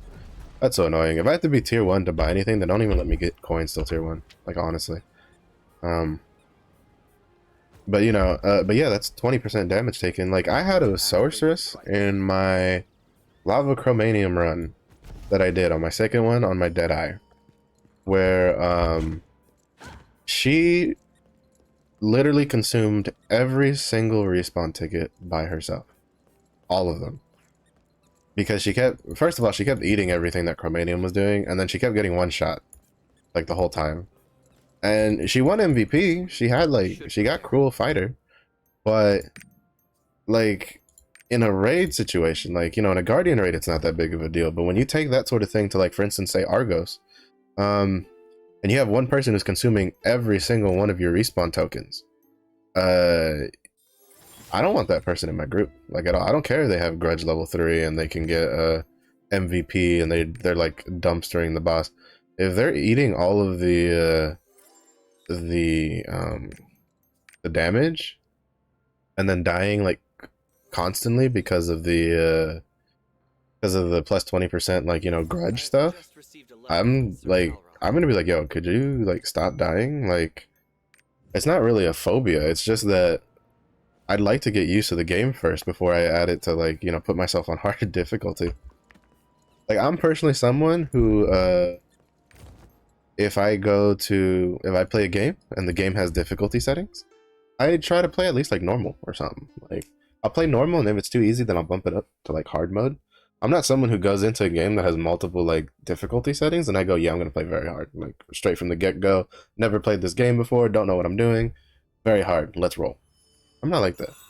So I find it odd that people would expect new players who've never even heard of Lost Ark before it launched on NAEU to instantly look at Grudge and go, huh, plus 20% damage received. Yeah, I'll use that. Like no, that's ridiculous. That's naive. That's stupid. You gotta let people learn the game. Not to mention you can clear. I was thinking they say you can even clear normal Vaulting without Grudge level 3, and then you have like, why use Grudge when you can just use Cursed Doll? Is it, you know, is it weaker? Yeah, but you also get the same damage boost, or you also get a damage boost, and you get a negative with the decreased like healing from consumables, but still, you're not getting one shot from mechanics, so you can at least react and learn things. It's really hard to learn mechanics when you're constantly getting one shot by them. Like, that's just a fact.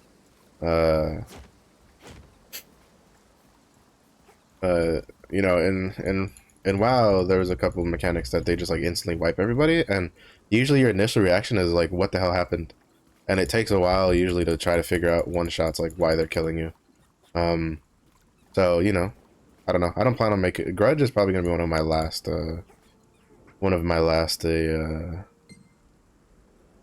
engravings I go for. One because it's gonna be super expensive because anything below level 3 Grudge is pretty much worthless. I know Cursed Doll you can at least use it at level 2 and it's still really good. Um,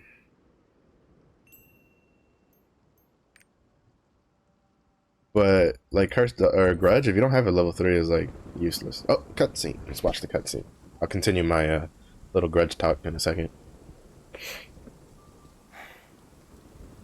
It's raining. Just like on that day.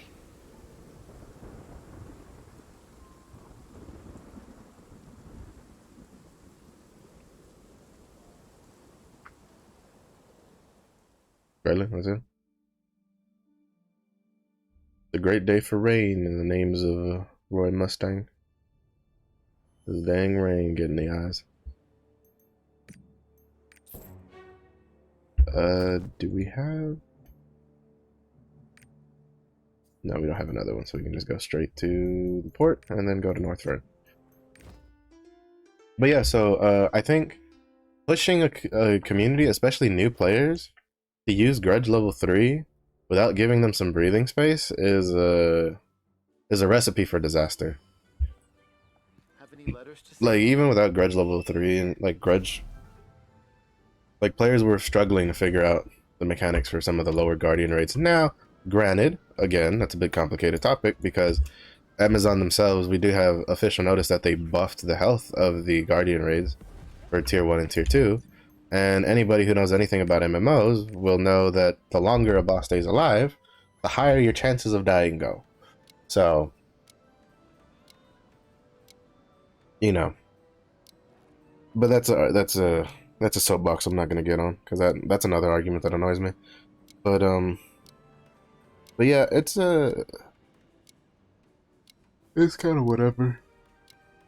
At the end of the day, I think you're gonna have those really elite groups that will like gatekeep people for not having like Grudge level 3. Like right now, it's like, oh, you want to get them, you want to do Argos phase 1 without Grudge level 3? Get out, son. But you're probably gonna see even more. You'll still probably see a healthy amount of groups currently that they'll just take people as long as they have, you know, their class engraving and then the right item level. So I don't think it's too big of a deal. I think later on, once the community gets a better grasp on how this game plays, then we'll probably start seeing the, what, you want to get in my party? You got no Grudge level 3? What is wrong with you? That kind of thing. But can't do anything about that because once you start getting multiple alts in tier 3, your main focus shifts from like just clearing the raid to now trying to clear the raid as fast as possible. You try to not here. Oh, I do this every time. For some reason, I think that it's in Vern, but it's in Arthety. I don't know why I do that.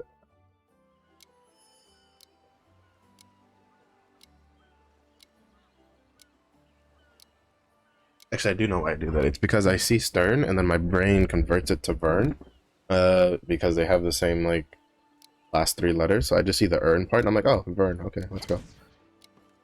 Because, like, first of all, it just says return to Stern and report to Mia, whatever.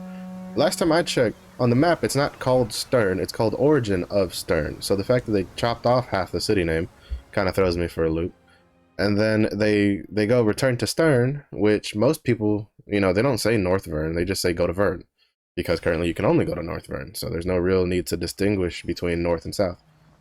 But I digress. It's one of the few things that is a pet peeve for me in Lost Ark stuff, because it's just like, really, like, you couldn't put a, like, there's some quest text where you're like, man, you really couldn't like shorten this down a little bit. And then there's other quest texts where you're like, man, you really couldn't like write a couple extra words. But it is what it is. I only have to do this a couple of times. Mio and Mia. I wonder if they're related. Blonde hair. Blonde hair. Has all of her limbs though, so probably not. At least not by lore. Oh, did I empty out this shop? I know I didn't get to empty out the tier 1 stuff because I don't have anything in tier 1. I'm going to buy the tier 1 books specifically because I'm debating if I want to level a war dancer. And the tier 1 books are, well, it's either, I'm kind of indecisive between a war dancer and a death blade right now. So I'm gonna buy the books because at least with the books are roster bound, so I can use those if I decide to make one later. And I'll just buy the ones from the Guardian raid event because those will last me longer. Again, all of this is I feel like a lot of people are annoyed at the moment, reasonably so, because basically I can't really agree with the decision on it, but they've basically been like Rox has officially stated that they are not going to chop up the roadmap and just give it to us piecemeal. Like, you know, they're not going to cut the parts about classes and then the parts about honing and then the parts about like raids and stuff. Like, they're not going to section it off and then give us the information one at a time. No, they want to give us the information all at once. Also, we're going to we'll do the report real quick and then I'll swap over to the Striker to do Tuki Island because that's about to spawn here soon. Spawn of Temptation. But Rox is like, no, we're not sectioning those up. Like, we're not gonna cut those up, and I feel like that's an enormous mistake. Because right now, what people are complaining about the most is that we still don't know, and like, I find it hard to believe that, at least in regards to like what classes are coming and in what order and in what like time frame for the first like 2 or 3 classes, they don't have those like cemented already. I find it hard to believe that part of the roadmap is still actually being discussed. I have a feeling that part of the roadmap is already done and over with, and they're still just discussing about like content, honing buffs, that kind of stuff for like raids, about when to like release what raid when and that kind of stuff. And to be honest, right now, I promise you, 90% of the community right now probably gives not the faintest of fucks when raid content's coming out. Because you go to Reddit and the forums, and all you're gonna find about is people asking about classes. That's all you're gonna find about. Nobody's asking about Volton. Nobody's asking about Vieques, Belshazzar. None of those. They're all asking for classes, and I feel like I don't know who's making the decision. Because again, I don't think this is just a singular decision. I think Smilegate and Amazon are agreeing on this. We need to have a concise, like, you know, we can't segment information and like, look, just cut out the information that's already done. Like, just if the class information is finished, then cut out the class information and give us that. If the information about like honing is finished, then give us information about that. Like, this dead silence that we got after the message and stuff like that, it's not doing him any favors. It's really not. Because even some of the veteran, like, for me, like right now, it should be like their main focus, because these are the two things, as someone who like that I've seen personally going through the forums and stuff. The two biggest things people are asking for right now are new classes, which is obvious, and then quality of life improvements. A lot of people are asking for, when are we getting the head and back attack markers?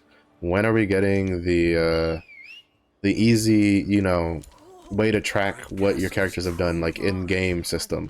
They're asking for the auto farm, which, I mean, Korea just got it, so I don't know when we'll get that. They're all asking for like the quality of life stuff. I personally would like to know about the skin system for the crafting skin system. Like, what are they going to do with that? How is it going to be implemented? What systems are they going to do? The fact that we're not getting anything, like at all, anything, period, whether it's content related, class related, honing related, quality of life related, reflects very poorly on Amazon and Smilegate at the moment.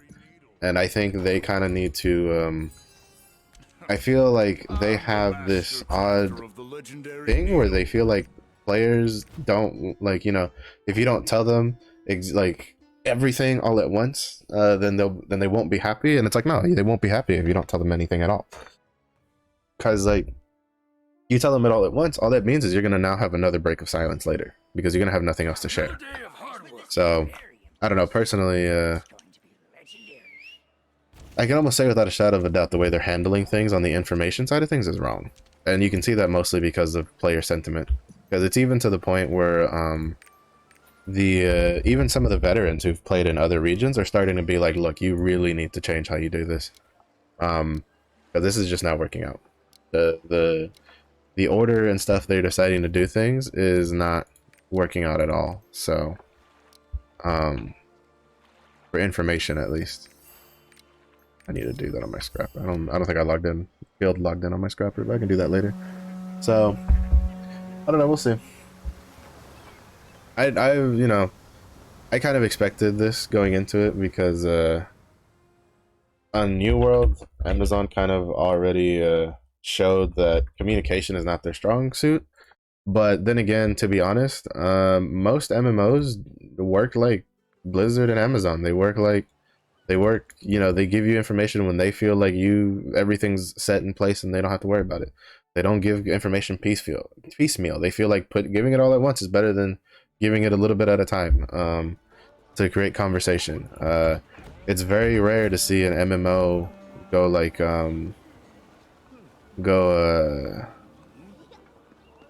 go to the lengths of Final Fantasy 14 where they do like a monthly live letter. That kind of stuff, and that Yoshi P, who's like the main location or main director, goes to the forums regularly, often to answer questions and stuff like that. So that kind of stuff is rare, but then again, that's also what kind of made 14 a favorite, is the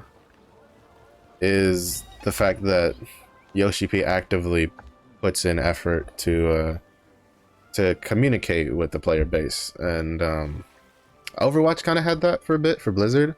With Jeff Kaplan, he was doing a lot of stuff for, you know, the videos to talk with people and whatever, but I think as they kind of were losing the vision of what they wanted from Overwatch, they kind of just didn't know what to say to the people anymore. And I mean, in the end, Jeff Kaplan left the Overwatch team, which to me I feel is a little unfortunate. To be honest, he was kind of like the last linchpin of me caring about Overwatch. Was Jeff Kaplan, because he kind of made things interesting for me to watch, and I liked the way he like voiced his opinions and stuff like that. So so him leaving to me kind of just, like, I already didn't really care for Overwatch, but him leaving was kind of like the last nail in the coffin for me personally. But yeah, it's just but like, you know, dev companies are notorious for not communicating with their players. And in some cases this got really bad because Blizzard straight up, like, for Heroes of the Storm, just stopped their basically overnight with no more forewarning to at least the players and the teams and the organizations involved, took down the entire esports community, like, scene for Heroes of the Storm. And I mean, I feel like they did it on purpose because they knew there would be a lot of backlash if they like gave some sort of forewarning. But to be fair, they got, I think, probably twice as much backlash for not giving forewarning, because entire droves of people lost their jobs overnight, basically. So yeah, communication in the game industry between like consumers and developers has never really been, as a whole, has never been very good. I think the only game styles that I've had like good communication, like constant, relatively constant like news and updates. It's from like it's from gacha games, oddly enough. That's been the one game style that I've played a lot of over the past like decade that at least the good ones generally give you something every month, or if not every like 2 weeks of information for like, hey, this is what's coming up, this is what we're planning. And sometimes it's nothing. Sometimes it's like, oh hey, there's a random story we're gonna add, or there's a random event going. But uh but sometimes it's big news. So, but you know, something at least telling players that, hey, you know, we want to keep you in the loop a bit, even if it's not really overly important. You're gonna get more people who will go, you know, who'll be, you know, more thankful for the at least attempt for communication. Then you'll get people be like, why are you putting out this thing, because it doesn't tell us anything. It's like, I mean, as a diehard fan, you might know every little thing that's going on with the game, but the more casual players probably don't. They probably only know what they get you know, from these newsletters. So the fact that they put them out for these players is you know, it's good. Like, someone will always appreciate it. Someone will always appreciate you actually putting out information. Nobody will appreciate you never putting out information. This is basically my point. A little long-winded, but basically my point.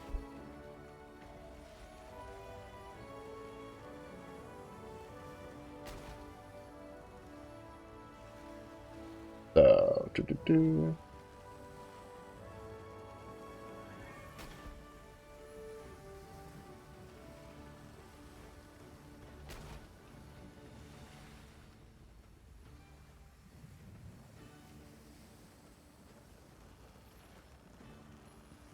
but patch notes to come. I'm just kind of going through the forum right now to see. Someone was asking about like patch notes.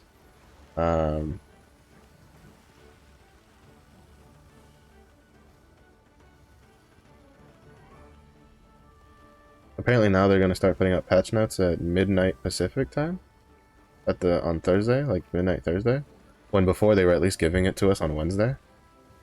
That's kind of an odd change.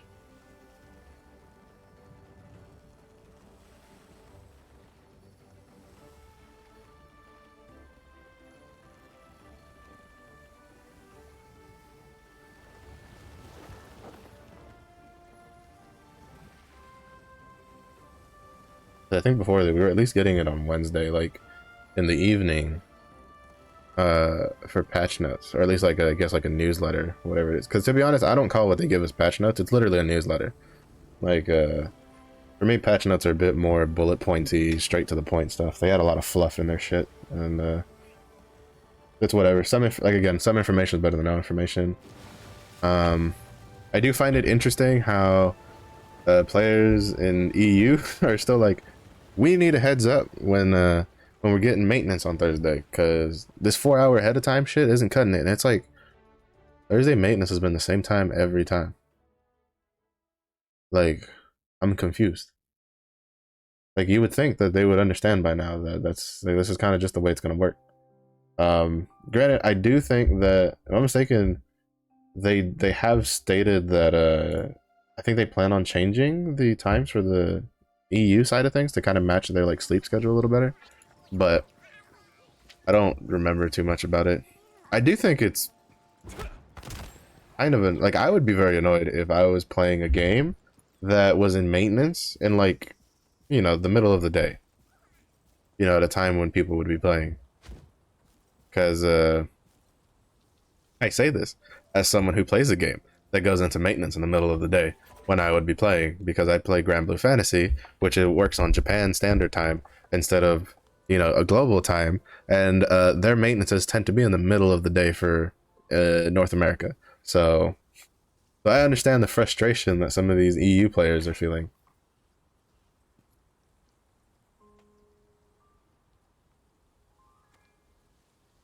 Um, duh, duh, duh.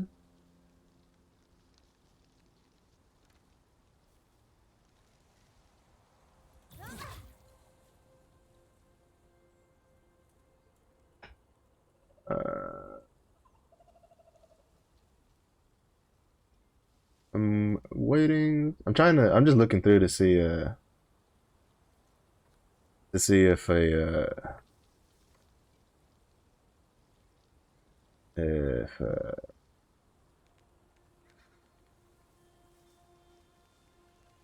whatchamacalls it. I'm just trying to see if there's anything interesting on the forum right now to talk about.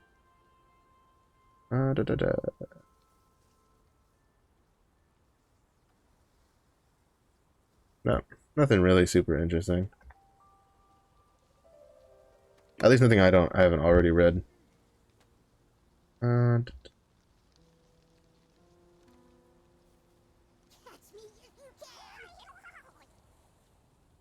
I will say, like, always props all the community managers that they hired for like Lost Ark.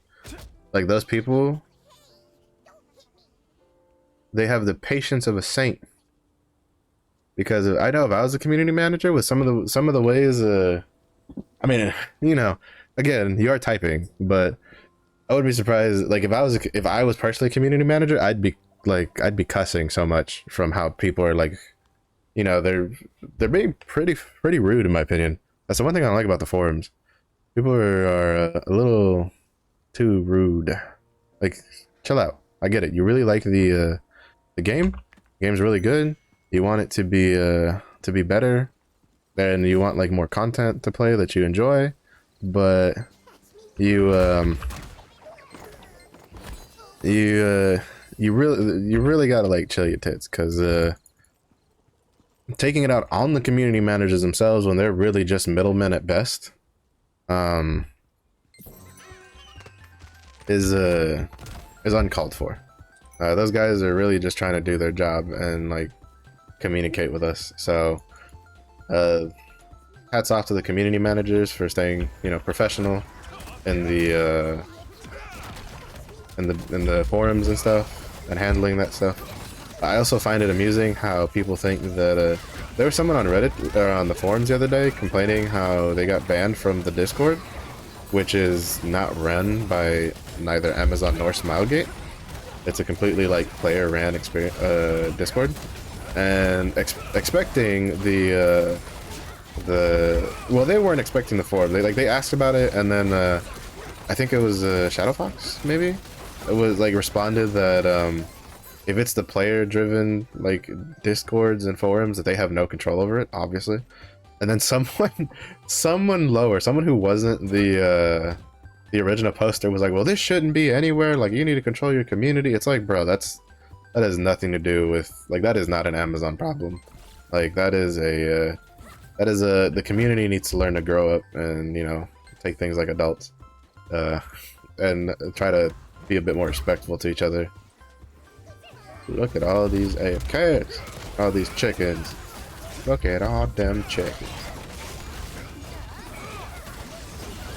But you know, you can't expect the game to like control a player ran Discord or a community ran Discord when, you know, they have their own forum. So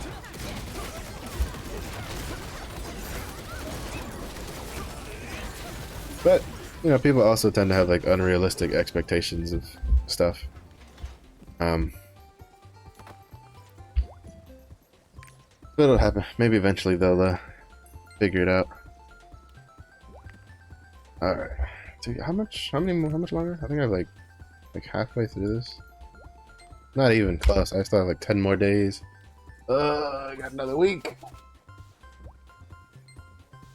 Another week and a half of doing this stupid Tuki. I think the last like 3 or 4 days I'm probably just gonna burn the tickets, because oh my god, Tuki is definitely not the most entertaining island stuff.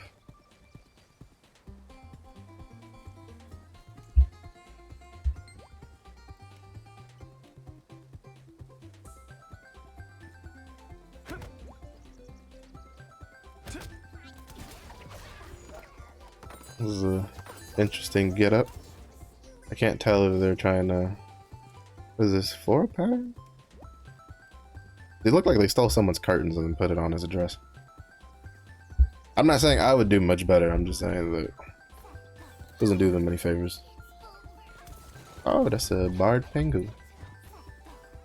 They got the rapper one. Yo, yo, yo. Yippee, yo, yippee, yay. I still don't know what animal skin to get personally. Oh, there's the male version. Personally, I'm kind of torn between the bucket hat cat and the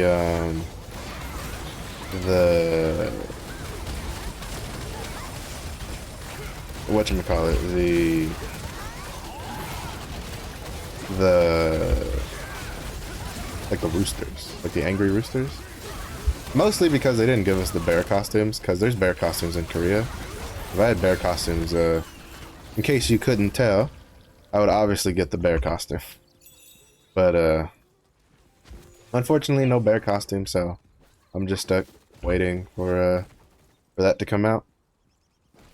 But I still don't know what to use it, because like my because I'm not too big of a fan of the female version of a lot of the animal costumes. I like the male versions better. They just chunk it, right? The male animal costume variations are they are some chunky boys, and I'm like, I can dig it. I can dig it. I don't like the proportion on the females. I feel like they could have had a little bit more chunk given to them.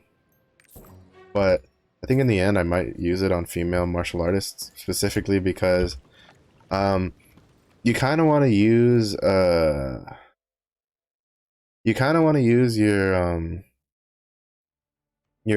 animal costumes. In my opinion, in my humble opinion, you're better off using them on like classes that you're gonna have multiple of that archetype. So like for instance, if you have a war dancer and you open the animal costume on a war dancer, they will have a they will then have you will then be able to use that costume on every female martial artist class in the game. So you can, if you make a scrapper, soul fist, lance master, you can then you can then transition that animal costume to your scrapper, soul fist, lance master. So that way they can have the costumes and stuff. So like for instance, I personally will have 2 warriors, but my current warrior, the berserker, has a full set of skins already. He has helmet, chest, and pants. And then the berserker, I will probably end up buying whatever skin it launches with, because I'm assuming it'll launch with its platinum skin. And so I'll probably swipe for that, or see how cheap it is on the stores, on the auction house. I'm not too I don't know who to use the costume on, because that's why I'm thinking to probably use it on female martial artists, because I'm debating right now making a war dancer, because I kind of want to try out First Intention war dancer, because that looks kind of fun. But I don't and then I plan on making a lance master later, so I would have 3 female martial artist class if I do it. But since I don't know if I want to do it, and right now I have skins on my scrapper. She has a helmet and a chest piece. I'm not too much in a rush. And then unfortunately, if you have a male martial artist and female martial artists are basically 2 different class archetypes, so you can't, move stuff back and forth between them. So, and I feel that's a bit of an obvious point, personally.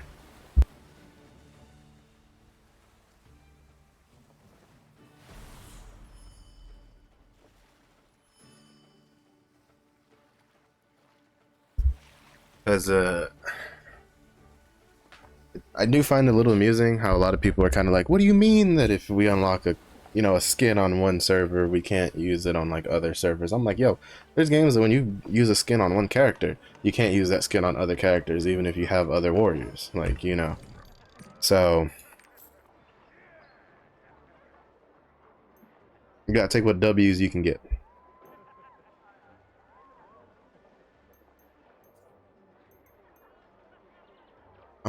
Where am I, Lutera? I need to go to Shoeshire, but I don't plan on doing this character right now. I'm gonna hop over on the Deadeye. I'm gonna do the Deadeye's dailies real quick, and then actually no, we're gonna start on the Adventure Tomes stuff on the Deadeye. I'll do his dailies later. I like doing adventure tome stuff with the Deadeye because he's quick. He is very, very fast. He's got a lot of movement abilities. So he's definitely faster than my scrapper on foot.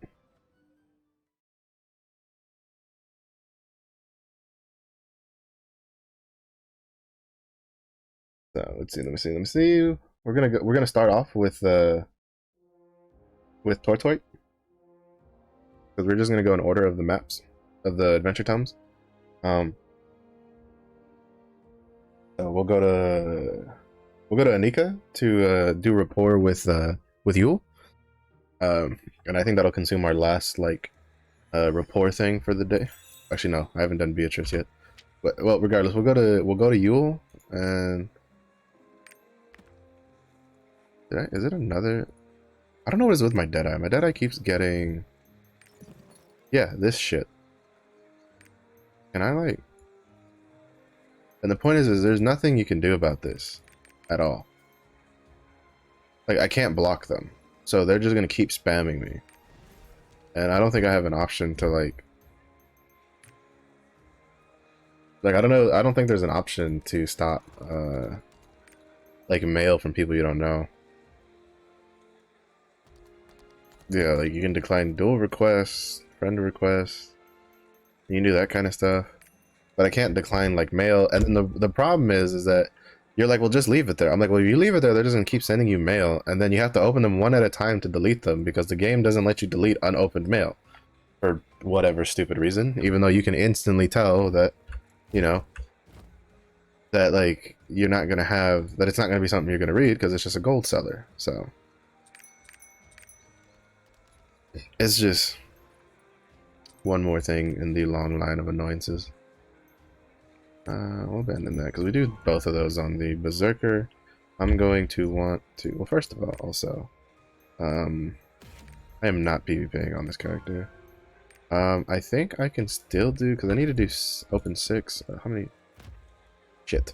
Alright, never mind. He can't do that either. So I guess he's just going to do all Chaos Dungeon. That means he's got a lot of Infinite Chaos this week to do. Nope, no, he's just... I'll get it done tomorrow. Which is fine, because to be honest, he needs shards more than he needs leap stones at the moment. Because that's going to be my bottleneck. Because I have like 40 leap stones in his inventory, and then another 160 in my roster bank. So he is set on that. So we'll do... Oh, right. We gotta grab the other one. We'll do the easier Phaeton daily first, which is the one where you just throw the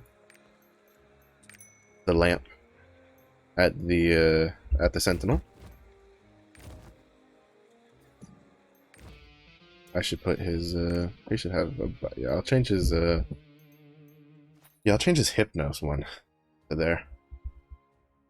You just put your Bifrost at the bottom of the little wall that you slide down for where the sentinel is at, and then you can just Bifrost there, throw the lantern, and leave.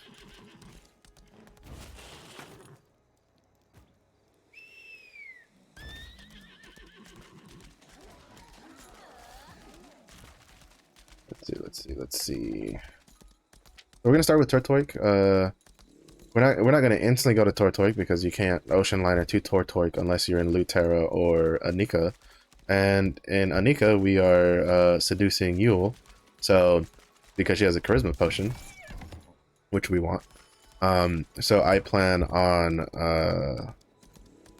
so I'm gonna go to Anikka, seduce Yule, and then seduce Beatrice, and then ocean liner from Anikka over to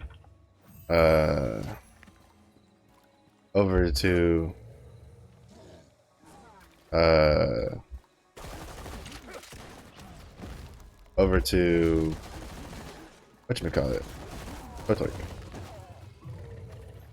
And then once we do that, we can start our grand adventure tome journey in tortoyk. I imagine tortoyk will probably eat up most of the time, so we'll end up, because we have an hour, we have 2 hours till the end of stream. So at 5, I will swap to the scrapper to go do Briolis, and then I'll jump back on the Devil Hunt, the Deadeye, and then we'll continue doing his Adventure Tome stuff until 6 to then go and do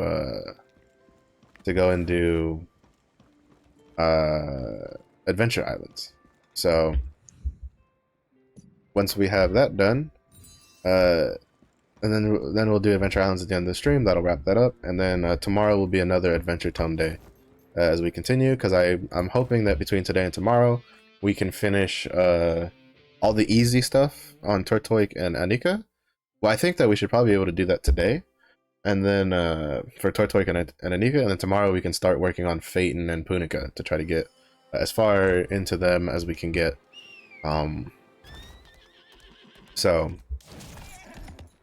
Oh yeah, so like as I said earlier in the stream, this Levi's letter,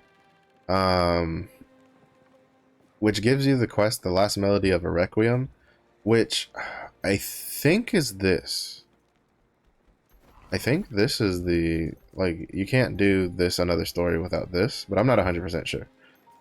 I think it might also just be random that they have the same name. But I'm thinking this gives you a skill potion, a level 3 skill potion. So my goal is, my main goal here is 40% on Phaeton, which will be easy because we're at 33% and I haven't really done anything aside from the normal and hard modes of the dungeons. And because we want the masterpiece, and then 70% is the next one I'll aim for. Yorn is another one that we're gonna do to just get all of the easy stuff. Just to get romantic weapon, try to get the secret map for the sea bounties, and get as close to 70% as we can, because this is another item that gives you a vendor when you do it. And then after, so we're gonna go in order, right? So we're gonna do Tortoyk, we're gonna do Anikka, we're gonna do Arthentine to try to get the sea bounty and the again get as close to the 70%. And then we'll go, and then North Vern, I've done pretty much everything that's easy except for this dungeon. So I think I might just speedrun this dungeon, and then I need to go and do Kasserek at some point, but that's for later because 70% is another merchant. Shoeshire, I have done almost everything except for 2 of like the hard mode dungeons, a couple of the hidden stories, and Maneth. But again, basically the general theme of this is we're trying to get to 70% on anything that has like a vendor, or 80% for Rohendel, because, you know, because why not? So 80% on Rohendel. Rohendel, though, is going to require collectibles and food, because I've literally done everything you can do for Rohendel aside from like rapport, collectibles, and food. And then the rapport is going to take a bit, because I don't plan on working in the Xena anytime soon. But yeah, that's generally the gist of it. And then Punica's, I think it's like 80%? Come on. Yeah, I think 80% is their +6 potion. So the goal there is for Punica is to try to get as close to 80% as we can get. To be honest, if we can get past like 50% with just doing the like dungeon stuff and that kind of crap, I'd honestly be surprised. But you know, we'll do it. We'll try it. We'll see how it goes. And then if with the food and with like like for instance the collectibles, I think for some of the earlier stuff, I think a lot of those prices came down compared to the first couple weeks of launch. So the collectibles might not be that difficult. The cooking stuff in some places is not as much of a pain as the other one. So I'm also going to be going out of my way to pick up at least ingredients to pick up, because like for instance we did it for Udia, and I have almost all of the, like I have all the cooking done except for this one, which requires Thunder at Trusted. So but all the rest of those really were just pick up materials, and one of them it was just you pick up a couple like salt rocks from the ground, and then you basically like eat them until it turns into the candy. And then the other ones, it was primarily just either pick it up and eat it directly to add it to the book, or pick it up and Actually, you know what? I'm gonna go in opposite order. I'm just gonna start with Anikka because we're here already. Like, why the hell would I just like? Why would I leave Anikka if I'm just gonna come back to Anikka to do stuff, right? Like that just doesn't make any sense. All right, so we're gonna start on Anikka after I seduce you. Anikka.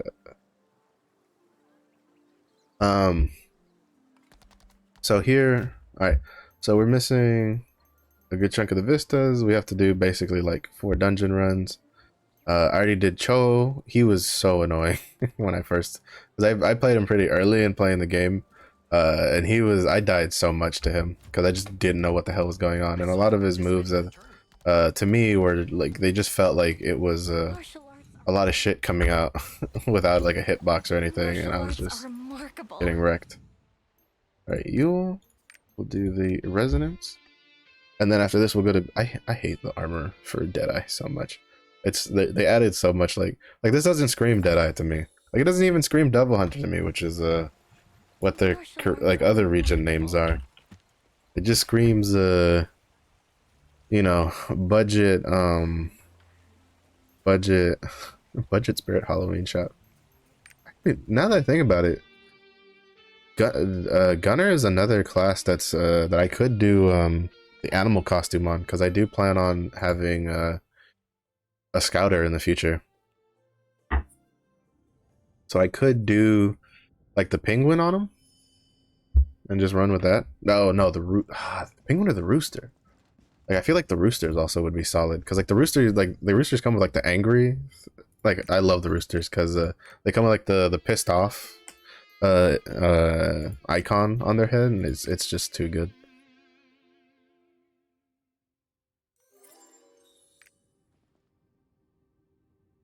It's just too good. Okay, so we're done with that. Wait, what's our... Alright, cool. I think tomorrow we might be done with... we might get to level 3. Actually, in hindsight, I should have just given her a gift to push her the rest of the way. I'll see if I remember to do that tomorrow. To just open up with like a gift to kind of like bump her up. Speaking of, Yule, how close are you to your next level? A ways off. A ways off. Alright, but we're almost done with Yule. We got her to friendly level 2, so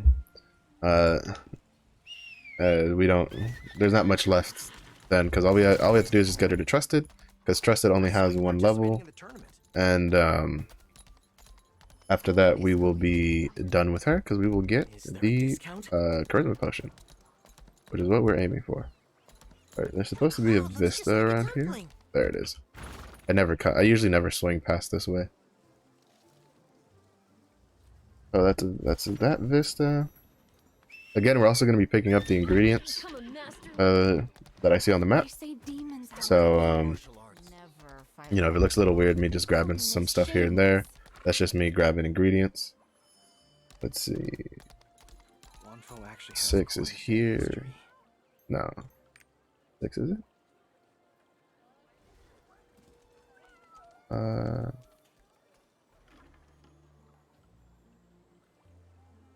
No, it's like...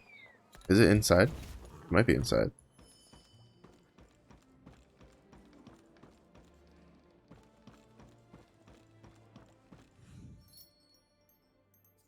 Okay, this is the centipede, the sugar lump, and the dumplings.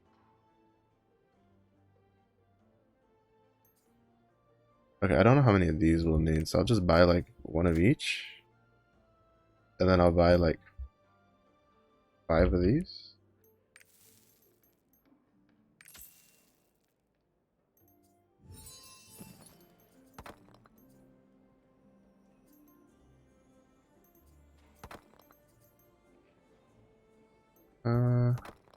Okay, so you kind of just open up for like RNG get the thing.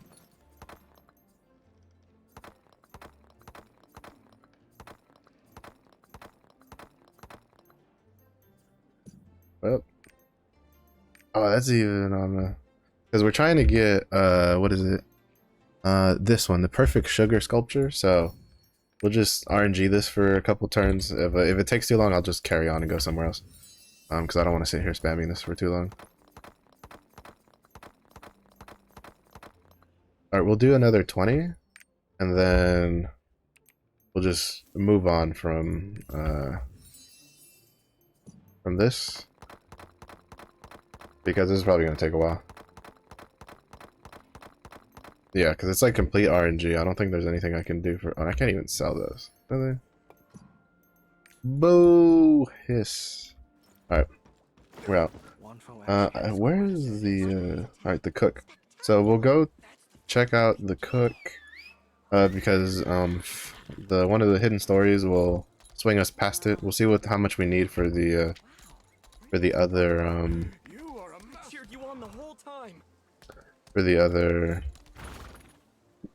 for that one, because the centipede and the other one become those are materials for a recipe that you just cook. All right, the Phantom Thief of Changon. The Phantom Maiden left a paper flower behind. She leaves Aziz whenever she steals from the rich to give to the poor. She steals from the rich by exploiting the merchants of Changun. A small footprint on the wall suggests that she climbed over the walls to escape. She seems to have jumped onto the roof with a single leap. Maybe I find more traces of her in the kitchen in the next house. Awesome, right? We're also gonna have to swing back because there's supposed to be a hidden story over here, but it's one of the segmented ones, and so you have to start here and then come back here. But we'll come over here. We're barely making a living here. I knew Hoden would lose.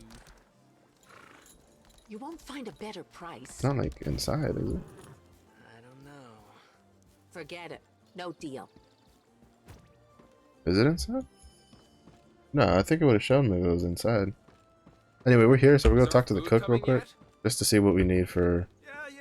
If we only needed like one of each. Yes, we did. Oh, we can also. Oh, okay, cool. We can request this, claim, and then request this, claim. Nice. So we got 2 of them there. So we got those done. There we go. I don't even know where the hell I got that. Oh, I think that's from one of the dungeons that you can pick up. Okay, so 5. Alright, so it's not inside. It has to be outside. It has to be like around here somewhere. There it is. Yeah, I saw the cogwheel as I was messing over it. The Phantom Maiden left a paper flower behind. They say that Guard Captain Wu-Tak pursued her multiple times to no avail. Perhaps angered by the Phantom Maiden's taunting escape, Wu-Tak seems to have left a deep footprint by kicking into the wall as well. I have a feeling there may be traces of her under the cherry trees. That's one cherry tree. Is that... Yeah, this is where it needs to be. Right? There it is. Paper flower. The Phantom Maiden left a paper flower behind. There's a trace of ash from the prisoner documents of a wealthy merchant who was known for his cruelty toward prisoners.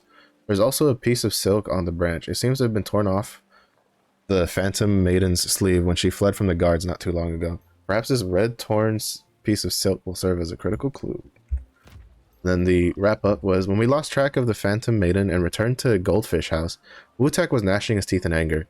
The Phantom Maiden, that elusive wench. Whoever she might be, she'll sing a different tune when I finally catch her with these 2 hands. We then heard his wife call out and wave to him from down the road. Wu-Tak seemed really happy to see his wife with her hearty homemade lunch. Right then I noticed her wearing a red outfit with a rip on its sleeve. Shocked, I looked at her, but she slowly walked past me with a bewitching smile on her face. That's funny.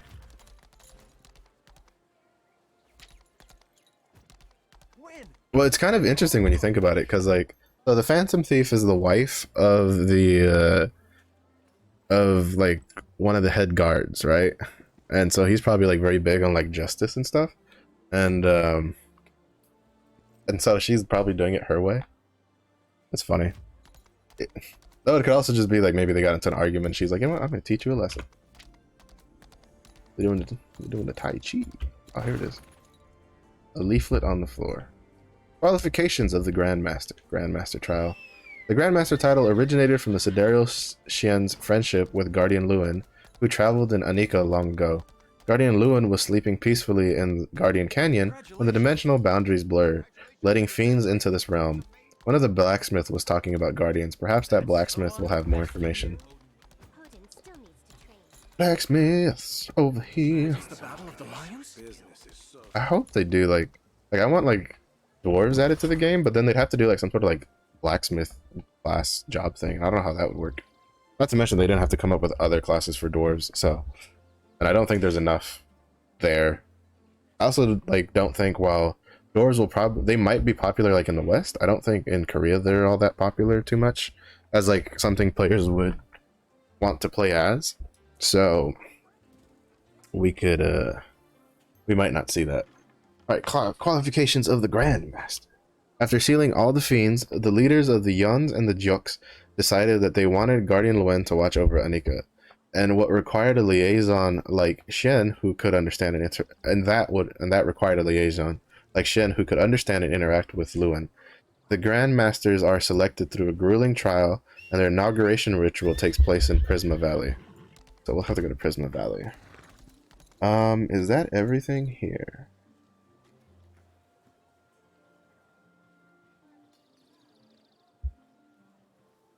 Ooh, I think. Okay, never mind. We've done the.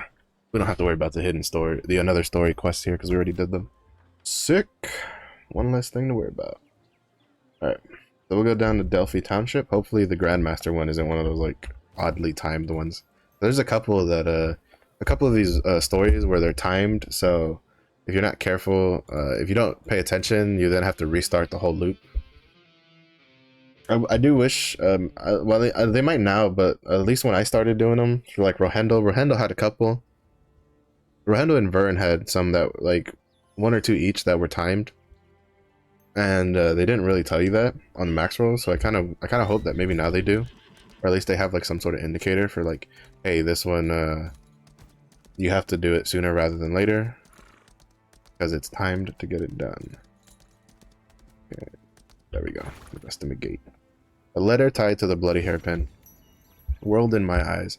The world seen from the closed eyes was beautiful and mysterious.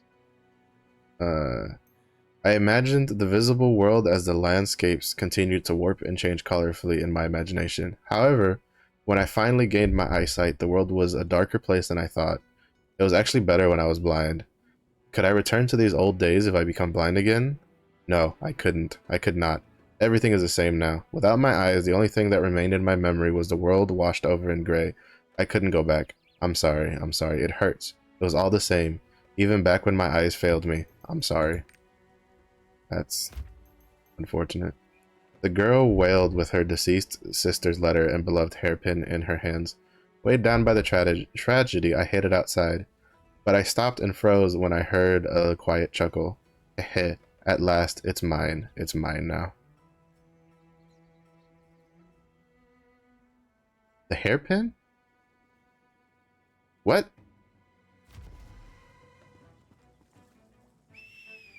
That's some fucked up shit, bro. That, man, I'm telling you, this is some of the shit in Lost Ark sometimes. You're like, Quest Riders, are y'all okay? Alright, where's this, this crown dude at?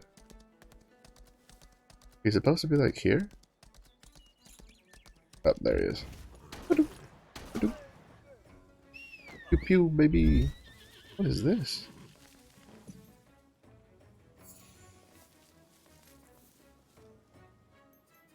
Oh, this is a... Okay, that's what it is. That's why it threw me for a loop. This is a war dancer. It's just that like they're using the Alar skin, but there's been a lot of people that have really creatively holy shit, 322 charisma. They've been really creative on coloring the Alar skin for the female martial artist. They make it look like really like unique and in a good kind of way, like not like you know, hey, I stole someone's curtains and put it on as a dress kind of way, as in like they look really cool. The armor default colors for the female martial artist Alar skin definitely doesn't do it any favors. We're gonna go run over that dungeon. There's a dungeon here. We'll run the hard mode real quick. I would run it without my pet because I don't want to pick up any of the items, but like any of the armor and crap. But then I'd have to like manually pick up the Providence stones, and I kind of don't feel like doing that. That's alright, knowledge transferred, but it's fine. Could you imagine if you had to like do everything on like the same character? Like, oh my god.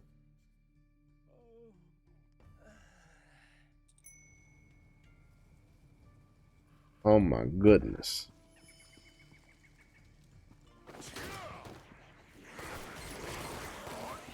This is the other reason that's really nice for like Deadeye.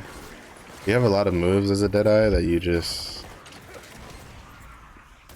it like moves you forward while dealing damage a lot. Well, while being able to like one-shot things and in like lower content that you can't at like a faster speed than what you could do as like a scrapper, especially as a shock training scrapper. It's just low cooldowns, lots of quick hitting AoE stuff. So knock knock.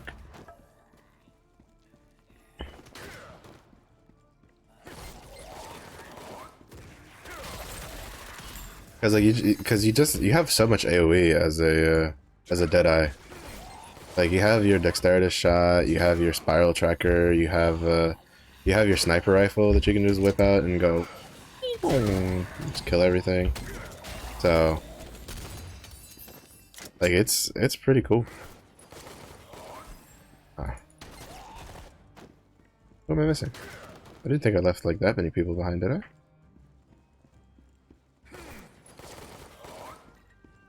No, definitely not this way. Who's left? I was pretty sure I cleared out everybody over here. I guess not. I guess I missed some people.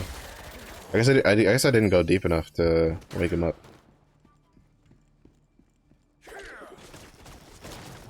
Oh, so I wonder what this armor looks like. Cause like I didn't level through tortoyk or Anikka or Arthentine on the Deadeye.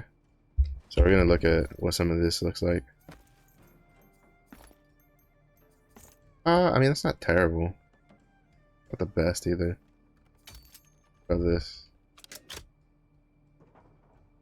Definitely not feeling the weapon. Definitely not feeling the weapon. Granted, I'm not feeling the weapon I have now either, so, you know, kind of even there. But, I'm definitely not feeling that weapon as a skin, because I think part of these skins you can make from the vendor or from the skin modding person later is stuff like that, where you can also make some of the questing stuff.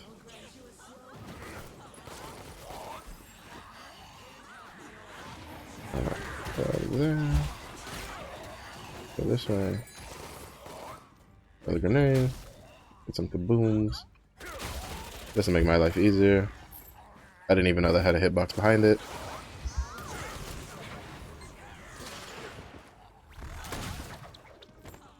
And then we jump. Peace, baby! Yeah, Deadeye is like, when you look through all the different armors that, at least while leveling Deadeye, you could kind of tell that they didn't really know what kind of like styled armor-wise they wanted to go to, because even just in the same zone, the armor style would change so much, so drastically between all the different, like between the different armor pieces you got, that it was just like, sometimes you would look like a sailor, sometimes you would look like you're a oops, wrong way. Sometimes you would look like a steampunk, sometimes you would look like a, you know, a cowboy, and it was just like, y'all ever gonna like figure out like what you want like Deadeye to have visually?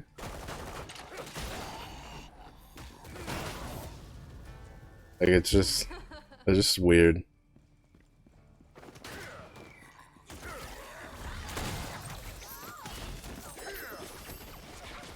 And we're done.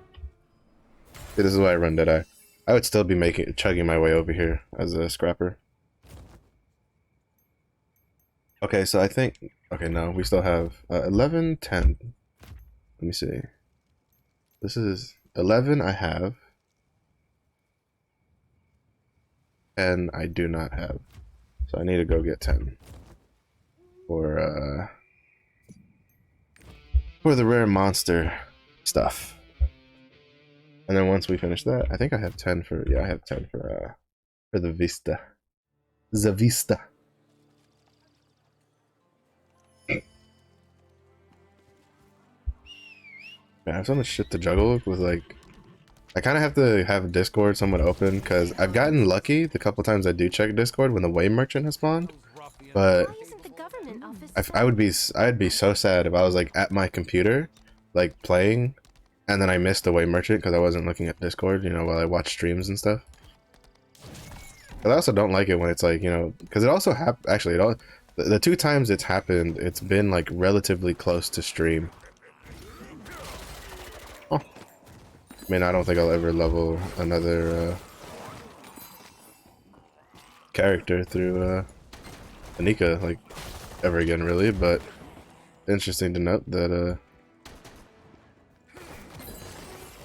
that there's a questy thing here.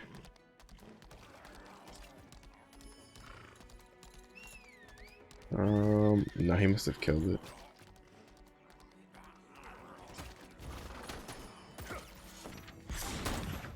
There we go. Okay. And now we move on to Moon Mist Manor. That's the dungeon, which luckily I checked and it doesn't have anything. So we will just teleport to Rattan Hill just to get over there. Yeah, you stay over there. Just keep looking at that vase. Don't look at me. Don't. Just mind your own business. Let's see, here we got a decent amount of stuff to work with to get. Let's see. We have I think we killed one. That doesn't. All right, so we have one, so we don't need that. But we are missing 4 for Vista, 3 for Vista. So we'll do that on the way to getting the ingredient, because there's an ingredient down there. By the way, in case you're curious of what I'm like looking at, like Maxroll has this. They have this for every single region with the adventure tome. Basically, it shows you these orange icons are the like the monsters that you kill. These the purple ones are the hidden stories. The blues are the vistas. These icons will have the ingredients for cooking stuff. They'll do like a little like yellow diamond for the another stories, and yeah, that's what I'm looking at, in case you're ever curious. It also shows you Makoko seeds and what songs you need if you need a song to access the area. So it's pretty well done in most aspects. There's obviously a couple spots they could improve upon. Oh my god, I forgot. I think, is this the? No, I don't know what is with Anikka. Anikka, I have a lot of spots where my game just like lags out, and it's not like an internet thing. It's just like a game thing. My internet just like shits itself. Well, not my internet. My game just like craps out. Yeah, it is this one, because this one is the one that has the like up and down. And it's that specific spot too, because when I go up and down, it activates. Also, it's getting hot now, so I'm gonna like turn on the like some fans and stuff real quick. Oh, give me a sec.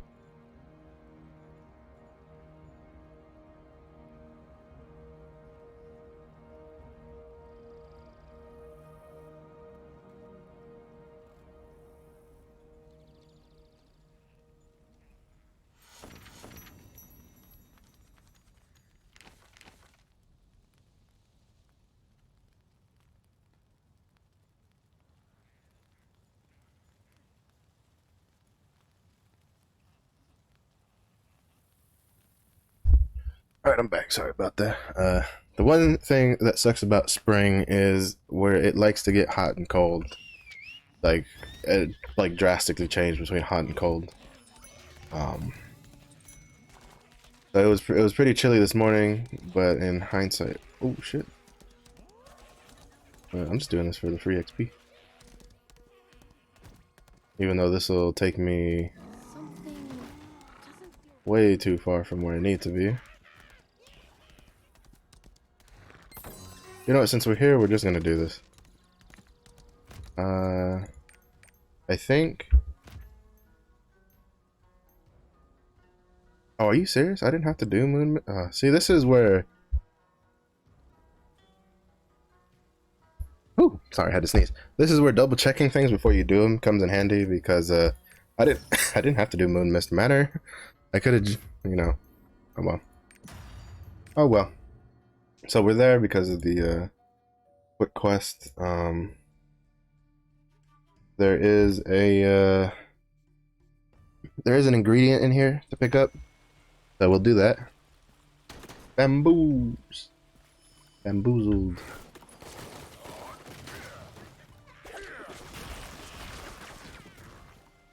This one's also a pretty quick one though, so not that big of a deal.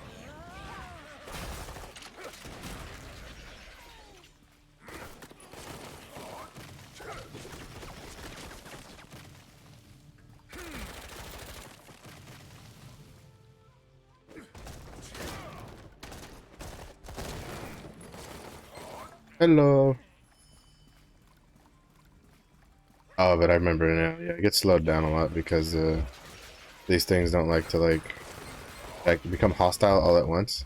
They become hostile like one at a time, and so even with like a fast killing class, it'll still take a little bit of time. I'll just grab the Makokos while I'm here. Now that I realize that the Makoko has like masterpieces, I'm like, well, shit, I gotta actually start trying to do those a little more.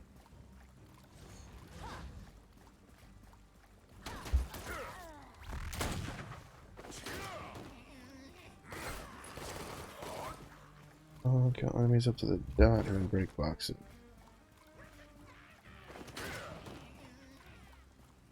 Here? I guess maybe we can't break them yet until all this is dead.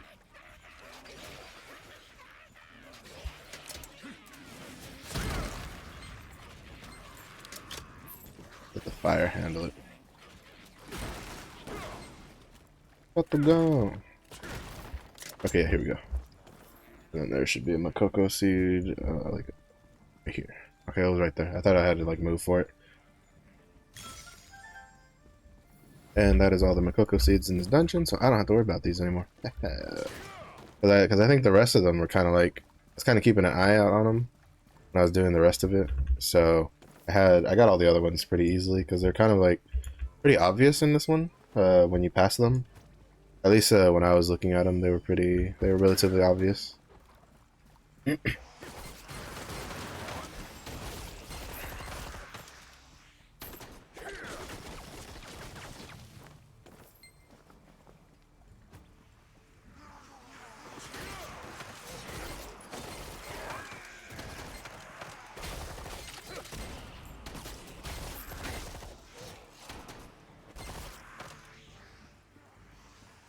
Relatively obvious to me.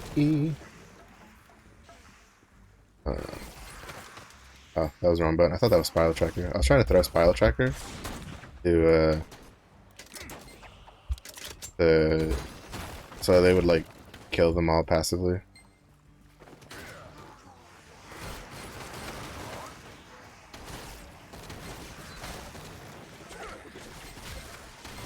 Because at this level, Spiral Tracker basically kills everything that it touches.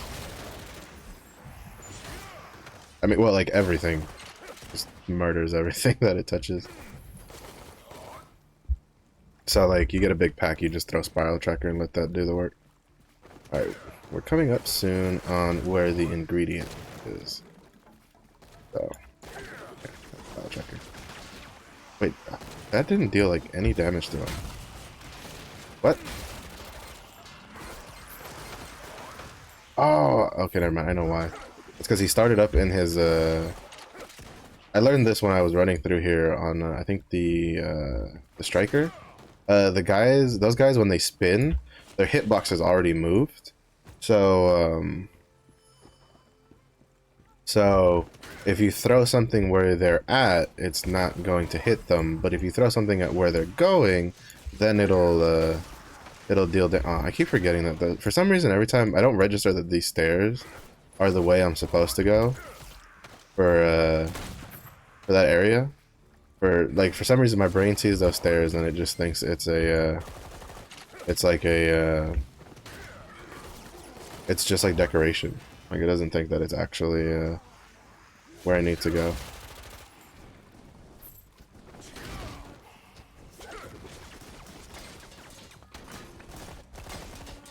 Okay. Supposed to be an ingredient in this area. Somewhere. Hello? Ingredient. Where are you? Oh no, I never mind, I went too far. I keep forgetting that it's not the number, it's where the actual like icon is at. That's where you need to go. Am I right? Yeah, I'm right. It's right here. This is arrow. Because this is one of the ingredients for the dish. Like I said, some of these like earlier ones are really easy for cooking. So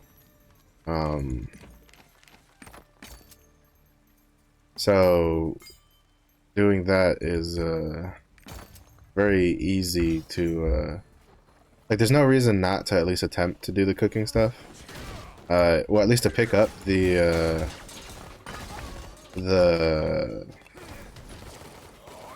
ingredients, because if you're already like there, because if you know, if you might as well pick them up, because if you're passing by the ingredient anyway, you might as well just pick it up and then cook it, so that way you can at least start getting on some adventure tome stuff working, because eventually, like, you'll even if you don't care for like the cosmetics, if you're like a min-maxer, you're gonna want those the +6 skill points you get from Ignia tokens. So you might as well like try to go for virtues, because that's the main thing. I'm like, that's why I gave myself like extra objectives, because like, so the hidden stories give you a lot of virtues. So like, for instance, well, like per hidden story, you don't like, it's not very high the amount of virtues you get, but collectively they give you a lot, because I get +1 here, I'll get +2 there, I get +3 here, +3 there, +1, +1, and then you start doing this across all of these different regions and doing all these tomes, and that's how you start getting a lot of the stuff. It's like you know, it's just drops in a bucket, but eventually, you know, with enough drops you'll fill up the bucket. So and then another one is, you know, you look at the adventure tome rewards. So I'm aiming to try to unlock my merchants for my stronghold. So I you know, I gave myself that as a goal, to because I would like the horse. I think the horse looks really cool for the Ignia token horse. The gold horse looks pretty dope. So, but on top of that, I'm also giving myself side objectives to complete, because if you just focus on the on like the Ignia horse, right, and you only focus on that, or you only focus on the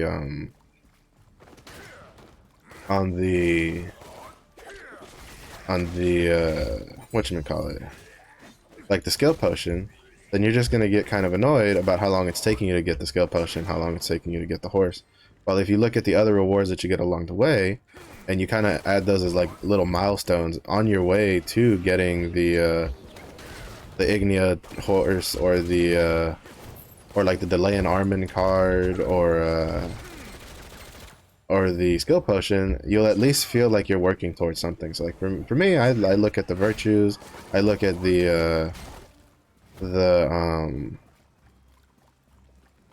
I look at the merchant unlocks, I look at the masterpieces, the sea bounties. Like, I just look at everything, and I kind of set myself goals to complete from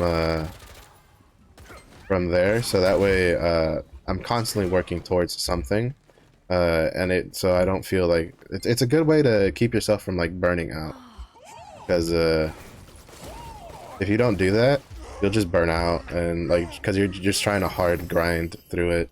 It's like it's one of the reasons I haven't touched the the tier 2 tower, because I don't care for the tier 2 tower. It's such a pain in the ass to do. So I've kind of been avoiding it. I need to do it though because there's skill potions and there's giant's hearts in it, but I'm also not too terribly in a rush for it. Specifically because I know that at least at the steps I'm at, I don't really need it. Like most of my classes don't, like they have enough skill points now. All my classes are either 52 or 53. And so that's an extra, I think, 12 skill points. And then I have like, I've collected, I'll just show. When it comes to skill potions, I have collected probably more than half of them. Oh wait, no, it's the first one. Yeah, see, there's 27 skill potions. And I am missing 1, 2, 3, 4, 5, 6, 7, 8. That means I've collected 19 of these skill potions. I'm not really hurting for extra skill potions right now, especially considering that we don't really get the only point where you'll really need a lot of skill potions is when you reach level 55, because then you can push your your skills to level 11, and that requires 5 skill points each to get to level 11. And then at level 60 you can do it again, so you can push them to level 12 for I think 6 points apiece. So once you start getting like 312 to 300 like 20 skill points, a lot of like builds kind of finish rounding out for the most part, and you have a lot of the core stuff already. So I'm not too vexed to get the rest of those skill potions. Like I'd like to. Hold up, I think there was a. No, I killed it before. Never mind. I'd like to get them. Obviously, like the sooner you get them, the better. But the point is that right now, there's a lot of my builds that getting. Oh my god, I don't know what it is with Rattan Hill. I only have this problem with Rattan Hill. There's a lot of points on like those skill points. They would just be sitting in my skill tree. Like I can't use them for anything at all. So at that point, it's kind of like I'd rather just leave those for later and work on other things like merchant unlocks and stuff like that. Which, I mean, the merchant unlocks are another thing that they'll only really help me like later on when I get higher skill point levels or higher stronghold levels, because they'll only be selling like really cheap stuff right now, like runes and stuff like that. So it's not as helpful like right off the bat, but you know, if you get the stuff now, then when you get to, you know, when you get like level 50 stronghold in the future, you're not scrambling to try to unlock these merchants to get their legendary runes and stuff. So that's just my outlook on it, and that is also just to give me stuff to do, because I feel like part of the charm for Lost Ark is there's a lot of like extra things you can do. Oh, I need to get the hidden stories from the middle. Which and they aren't too well, in my opinion, they're not too monotonous. I have a friend of mine who he was doing adventure tome stuff to get skill potions, and he was losing his mind. He was like, the hidden stories, he was just raging the whole time. He's like, why do I gotta keep doing this shit, blah blah blah. I'm like, because that's just the way it is. I mean, you could always just go after like the easier skill potions, right? Like, you don't have to go after like the whatchamacallit. You don't have to go after the ones from the adventure tomes. You can go after other ones. All right, letter to you 10 years from now. Uchan, you must be helping your brother, who's become the Grandmaster by now. You've always been envious of me, but I'm sure you've become a fine young man like I am by now. Like our father did, we brothers must bring honor and pride to our family. You should therefore always train diligently. I'm sure you'll do well, though. Besides, you'll always have me watching over you by your side. From the young Hodan to Huchan 10 years from now. And then the ending of this was, Huchan made a rueful smile after he read some of the letters in the box. My brother was always dignified and confident in nature. Tough, he let a lot of people down at the Grand Master trial. I think he will change. Thank you, big brother. Is he the... I think he's like the lazy one, right? The one where, you know, people were like, oh, he was a genius, but then he started like procrastinating. I wonder if it's because of his brother, when you think about it. Like, a lot of times,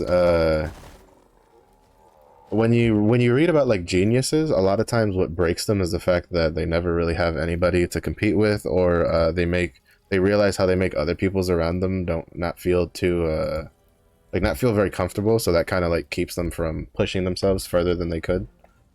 But who knows? A diary sits in the corner. Ugh, I failed. The other girls said that I could win him over if we just danced. If I just danced. When I saw Wei in Rattan Hill, I suddenly started to dance next to him. He only patted me on the head and went back. Plan B then. He said this time he was going to the bamboo grove on the east side of the Melody Forest. I'll win over Wei's heart no matter what. Oh, who this? Who this? So the next one is Melody Forest. We'll start up here. I'll have to swerve Chaotic Choke because I definitely don't want to waste my I definitely don't want to waste my field boss. Oh, actually, this is actually a good break point. I'm gonna swap over to the scrapper, and I'm going to go to just do the field boss, the Briolis, the fire ice golem dude, just to get it out of the way. I'll miss out on Chaotic Cho. That's fine. Maybe I'll do it later today because he spawns every hour, so that's no big deal. But it'll be pretty interesting. Hopefully we can get at least the island soul today. Because my main goal from Briolis is the island soul from there, and then once I'm done with him, I'll go and just farm Moak for the Omnium Star and the Bleed Rune, because there'll be no real point to keep doing Briolis or Arion after getting their island souls. In my opinion, they are kind of easier fights, but you just use wave tactics and Phoenix Plumes against Moak, and then you don't even need to really deal damage.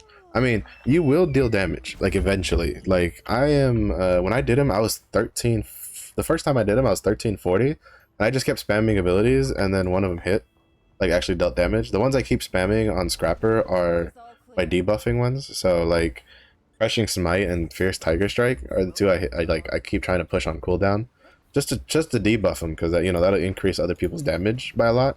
And then you just keep throwing out attacks and stuff, and trying to, like, break people out of things and all that kind of fun stuff. So all right, I need to. Did I do my login? Did now. I'm probably gonna. I need to hunt more. I need to do this 4 more times to round that out. Some of the other guys are. They hate the hunt. They hate hunting, so they're like, "Why the hell did you put the hunting one?" I'm like, "Cause it's the only. It was like that was the only good one for trade skills to put." Cause we kind of got boned with like the trade skills this week, or with the guild weeklies this week. We didn't, you know, we had Cube last week, and we were hoping for Boss Rush this week, but we didn't get Boss Rush. We didn't get anything good really. We got like PvP ones that, you know, we kind of all been slacking on PvP. I'll probably do PvP today, maybe off stream or something, or maybe I'll do more PvP tomorrow. For my weekly on the Scrapper. But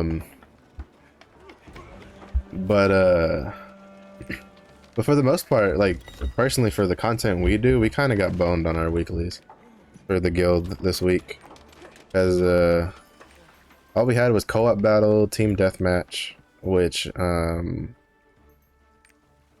co-op battle is cornerstone of victory. First of all, I have no idea what the hell cornerstone of victory is.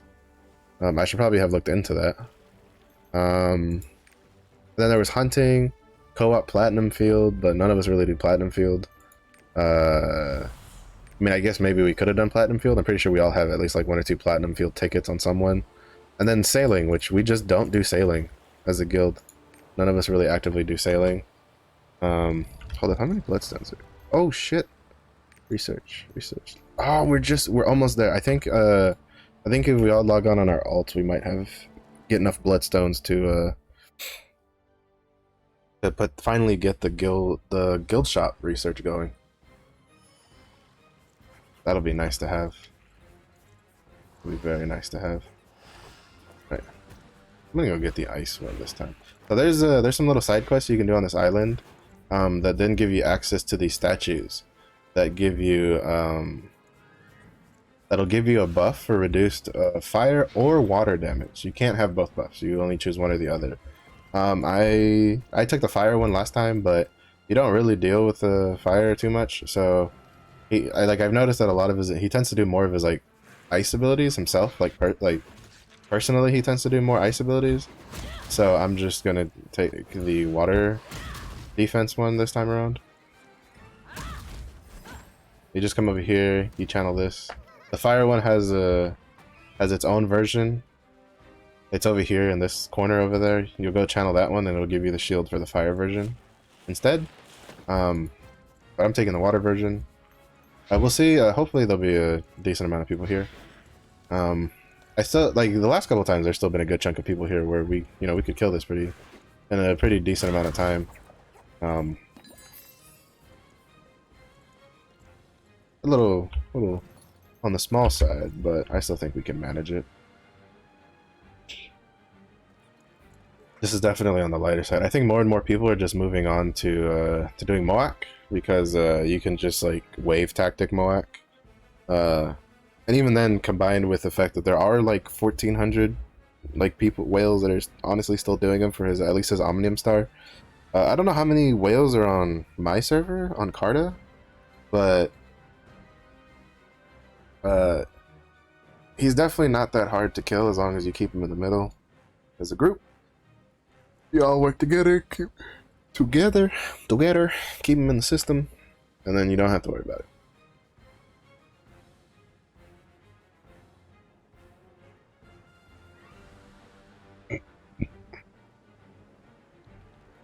I honestly don't know if this is doable, because usually when I do this, there's like twice as many people here. Oh, maybe well, no, it spawns in like less than a minute, so I think this is what we have. Maybe we'll get more people as the fight goes on. Granted, I think it scales to how many people are in the area.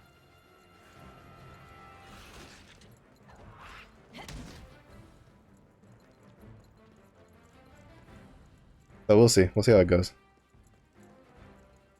I like the penguin ones. What's this one? This one like a goat thing? That's like a goat. I think that's from like the cow options. The cow options has one that's like one's like a goat, one's like a reindeer. Though I will say the one I haven't seen like a lot of, or actually any for that matter, is I haven't really seen any of the like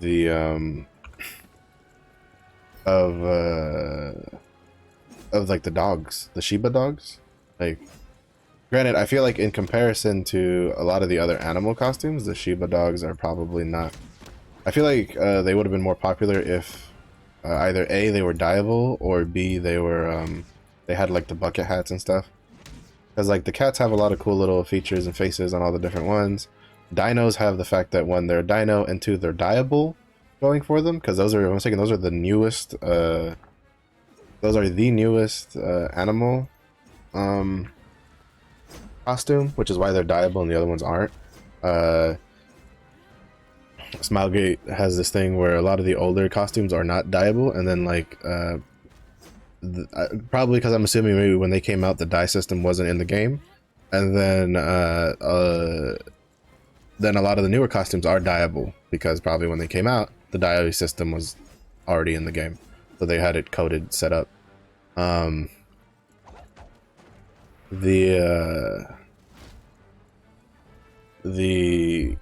So I think I'm almost thinking the dinos ones are the only ones that are dyeable. I don't think any of the other ones are dyeable. Are you a first intention? Yes, you are.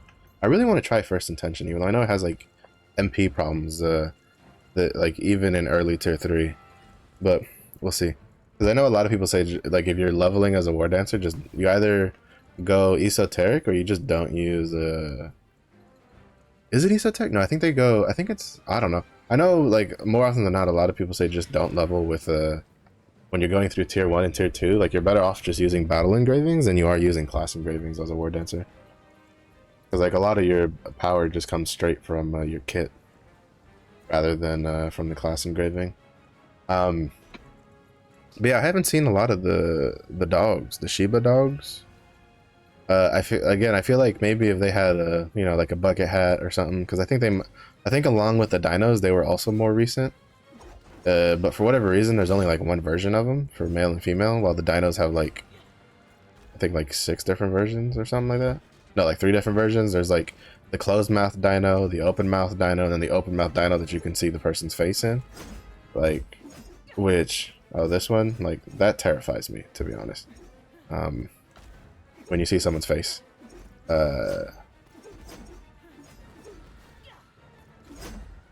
But aside from that, really not much you can do. Not much at all.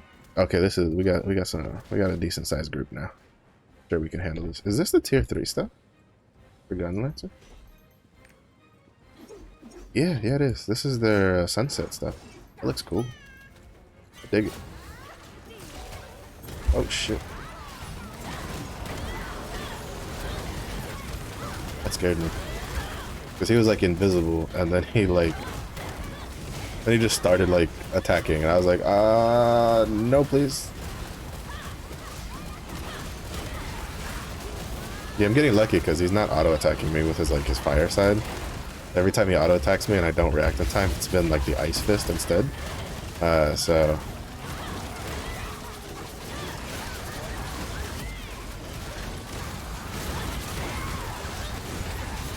punchy, punchy, punchy, punch the ground. Beat him, man. There we go, here we go.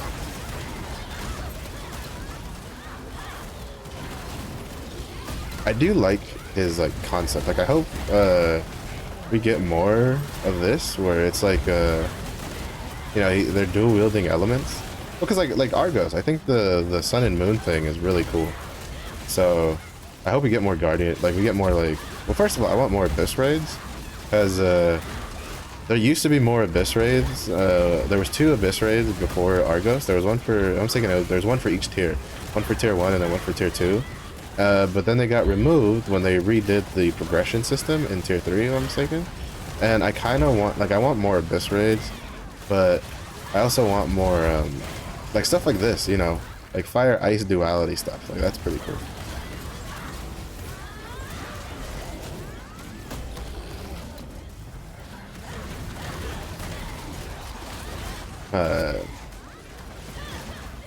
I don't know, I just think that stuff's really cool, personally. Probably a pain in the ass to deal with when you're like learning the fight, but I still think that it's better to have that sort of stuff, because eventually, as a beginner, those kinds of mechanics are really frustrating, but as you get more used to the game and more skilled at the game, those kinds of mechanics are what keeps the game fresh in the fights. And even then, even some of the more complicated mechanics that you deal with, when you start doing them too much, you know, they start becoming boring anyway. So it's just they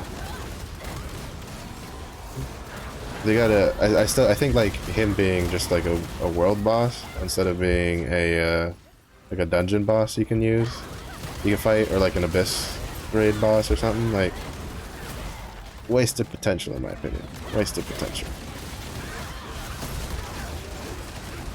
But they do have again Argos is you know, oh nice. Gun Lancer using the taunt creatively. You love to see it.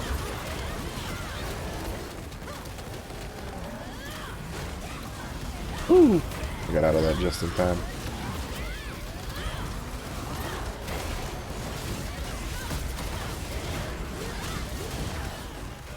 Got out of that just in time, because that was some greed right there. Oh, nice. Crit for 1 mil. For a second there, I saw like, I pushed the button. I pushed Death Rattle as he was doing a his attack, and then I saw like my buttons go gray, so I thought I died. Oh shit. I pushed my my battle potion out of panic.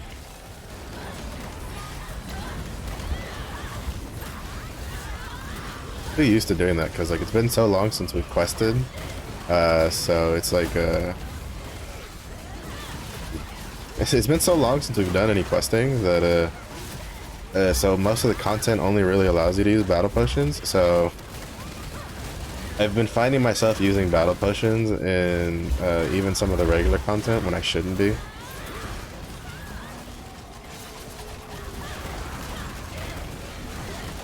Like in this, like it doesn't really matter if I die, I can just Phoenix Plume if I feel like it.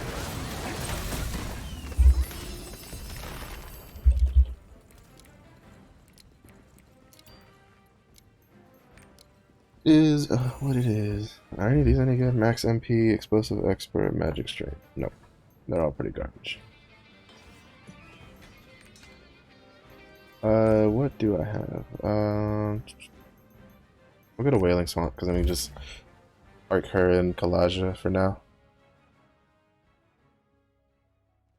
Because she's basically done with all the daily stuff for her that she's got to do. So, oh, no, Kalaja? Over here.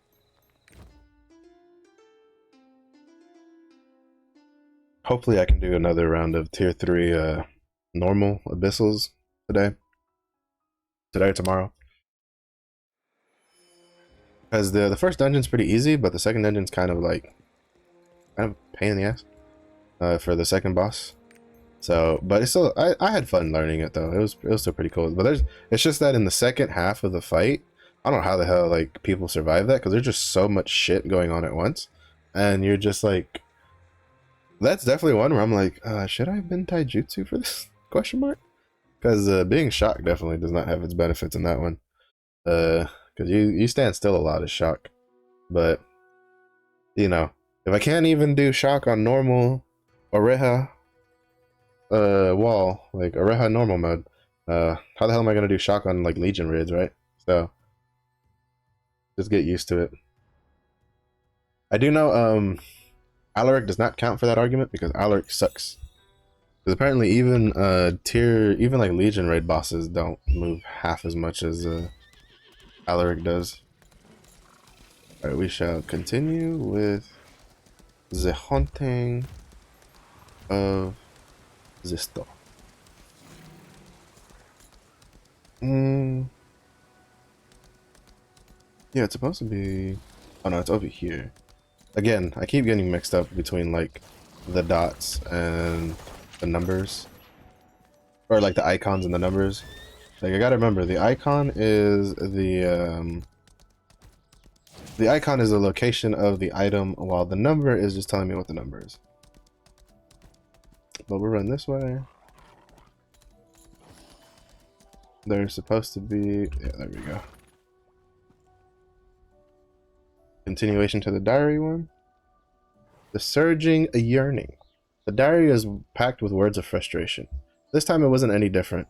The girl said I should wear something more glamorous, and even made me a dress that they said could seduce any man. But all Wade did was give me his coat to keep me warm. Darn it. I thought the dance and the dress would do the trick. What should I do? This time he says he's leaving to protect the wooden outer wall around Prisma Valley before he returns home. I have to let him know how I feel about him. I always just like say it. Alright, so we're gonna work our way over here. There's supposed to be 4. But I already killed 4. And what about 5? Alright. 5 and 6 are vistas I don't have. So I'm gonna go for the vistas first and then do the dungeon. Because this is the dungeon we have to do twice. Jux Barrier. Because you don't do Jux Barrier as part of the story. So you haven't even done it on normal, so we have to run this one twice on normal and hard. But for the most part, we're getting a good chunk of the way through. I think I was hoping to get through Anikka and Tortoyk today, but I think getting through Anikka is probably where the most we'll get. Part of it is also probably because I'm also doing like the cooking stuff. So Suddenly increased in number. At least, oh, there it is.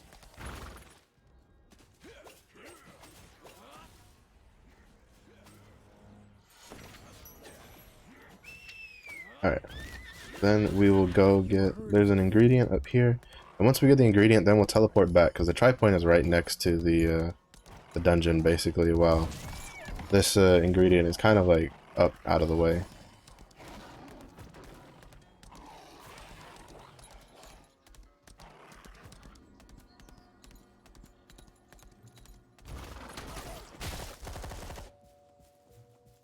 There it is. Local specialty dish. Miracle drug.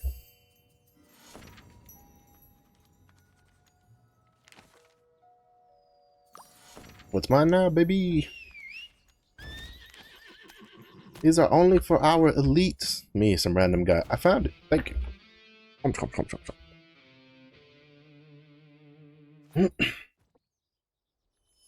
So we get this done. This is Rion's ghost. I don't think her rapport gives me anything. No, it's a courage potion, which I don't need too much of right now. Because right now I think my weakest virtue is, my weakest virtue is charisma by a long shot. Like most of my other stuff are like on their way to 300, while that one's still just inside of 300 or inside of 200.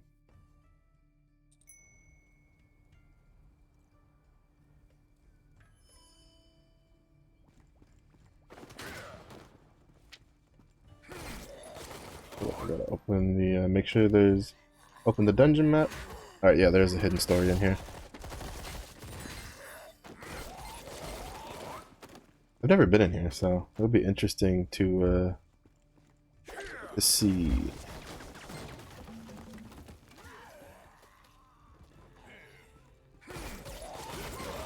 I do know, like, so for instance, when I was doing Lutera, I think it was Lutera, or was it with Rasmus? There was like the Gray Mine dungeon or whatever. I thought that was a really cool dungeon. I was I didn't quite understand why that one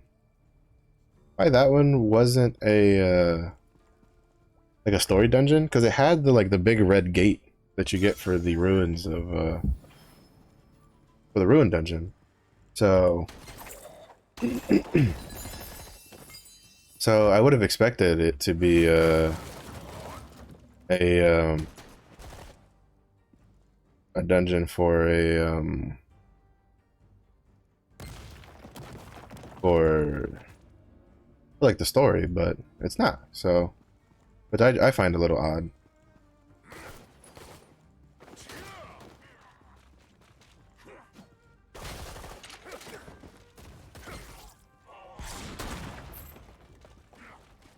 But it was cool. It was a cool experience. It finally answered my question of like where well, that one and the Aliox head or whatever. There's a, because that's another one that you don't run like at all. Those are two that I was curious in when you're running Chaos Dungeon, you'll get the Blood Mage, and then in the tower and in the Chaos Dungeon boss room you'll get the poison dude with like the stick, where you like never see him anywhere. And then the reason you don't see him anywhere is because the one dungeon he's in, you don't run. You don't run at all. So, and the same thing with the Blood Mage guy. The one dungeon he's in, you don't run it. So it's kind of like, it makes me curious why they cut those dungeons out. Like obviously you kind of want to cut dungeons down so that, you know, it doesn't slow down the questing, the leveling too much. But I feel like at least the Greyhammer one I feel like would have been a dungeon worth doing, because it was pretty cool to experience. Where's this stupid Makoko seed? Are you in between these things? No. There's supposed to be a Makoko seed here somewhere. Got a mouse over. I will say that's probably one of the bigger complaints for the dungeon guide for max roll, is sometimes. Hold on, I think I saw something pop up. sometimes the marker for where the location is for the Makoko seed inside of there it is. Inside of the dungeon is a little off from where it actually is. Like for instance, this Makoko seed up north, this one right here, Maxroll literally has the icon for this right on top of this one. So like I was searching here, and if I hadn't visually seen it, I wouldn't have found it. So, you know, stuff like that, I feel like, again, like it's fantastic that it's there to begin with, but, and it's definitely not on, you know, high on their list of stuff to fix at the moment. But I think, in the future, there's probably stuff worth looking into to like, just put the last like polish on the website. Like an already fantastic website is like, you know, just get some of those slight slight discrepancies ironed out, so they don't have to so that way it's not bad. Where the hell are the last 6? Oh, a bunch of lazy bums.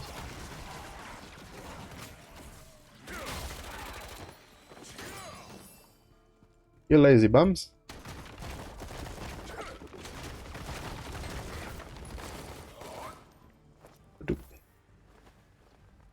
Alright, we gotta go get the Makoko seeds.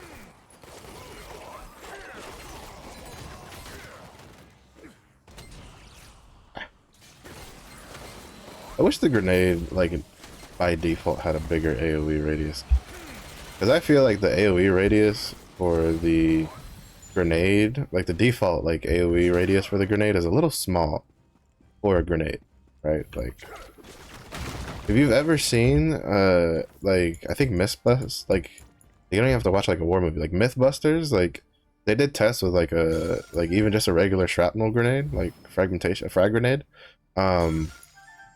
which is frag grenade, in case you didn't know, is short for fragmentation, because that's designed to, you know, it's basically like a ceramic container surrounded, you know, that holds gunpowder, so that way when it explodes, you know, you have some shards inside, and then the actual container of the shard also kind of see these are looking for the arc. I really feel like this is probably a dungeon that used to be in the story and they cut it out. It's just weird. Right, I digress. Is this the right one? Yeah, oh, there it is. I'm just blind. But We found traces of the Ark. Soldiers of the Plague Legion. Follow them down to hell. but Take the Ark for a car. But, oh, so this would have been the first place we ran into at least traces of a Khan before Shoeshire. Because with the current dungeon distribution, the first time you meet a Khan was in Shoeshire. Because he has, like, dealings with like, Vrod.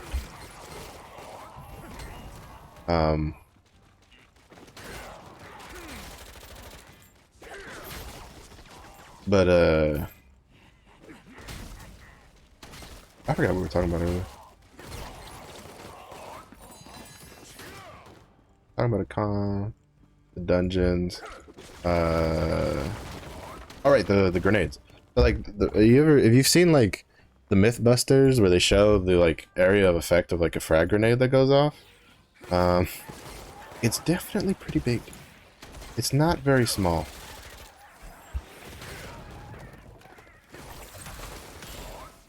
It's definitely something that's designed to clear, like, a room. And the AoE effect of the, like, of this barely, like, takes out, like, 3 things by itself. I know there's a AoE node that you can take, but, you generally don't put that many points in it. Like, even in the Chaos Dungeon build, you don't put that many points in it. Like, you just put enough points for the debuff. Because the grenade and the spiral tracker are your 2 main sources of the... I think the crit rate debuff is what it is for... We can look. Yeah, crit resistance. That's what you do. Yeah, see, it competes with crit resistance. You're not going to take... And even then, it's only like a 20%. If it was like a, 50%, you'd have an argument there for at least Chaos Dungeon builds, but It's not. It's just yeah, the last one I'm missing is over here. And I gotta remember there's a hidden story up ahead too. Alright, what's up, dogs? How y'all doing?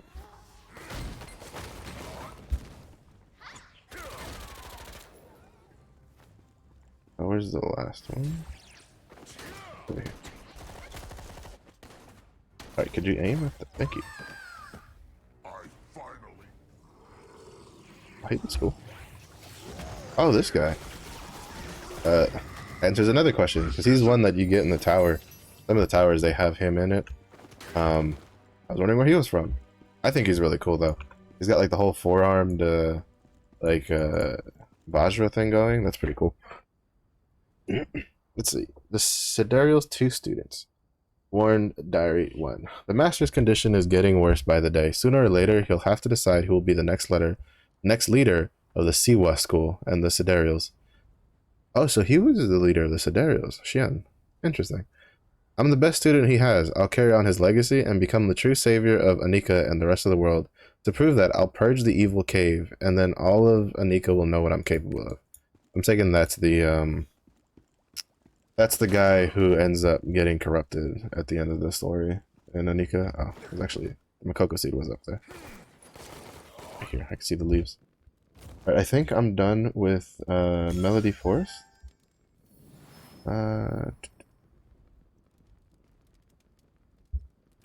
15.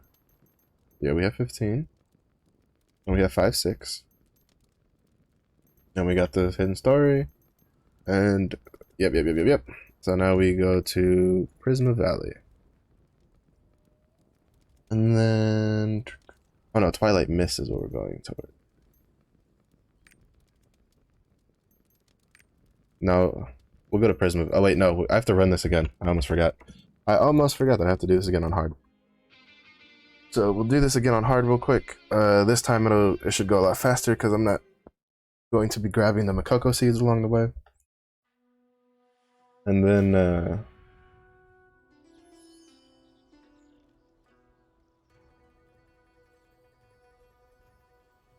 it'll be all right. Oh man, so we have to go. We'll have to complete Foul Hollow to at least get the continuation of that hidden story in there. Also need to clear my inventory when I get in here, just to make good the space. I will say I'm not looking forward to when we get to the higher stuff, because I've seen a lot of, like, if you watch like Korean players, like longtime Korean players playing on the KR server, and you look at their inventory and their bank space is just filled with all sorts of like armors and accessories and stuff like that. And I'm just like, man, that's gonna be rough. Especially because, like, so in your bank, your first tab and the is completely open and free, and then the second tab is predominantly open and free, and you don't really need too many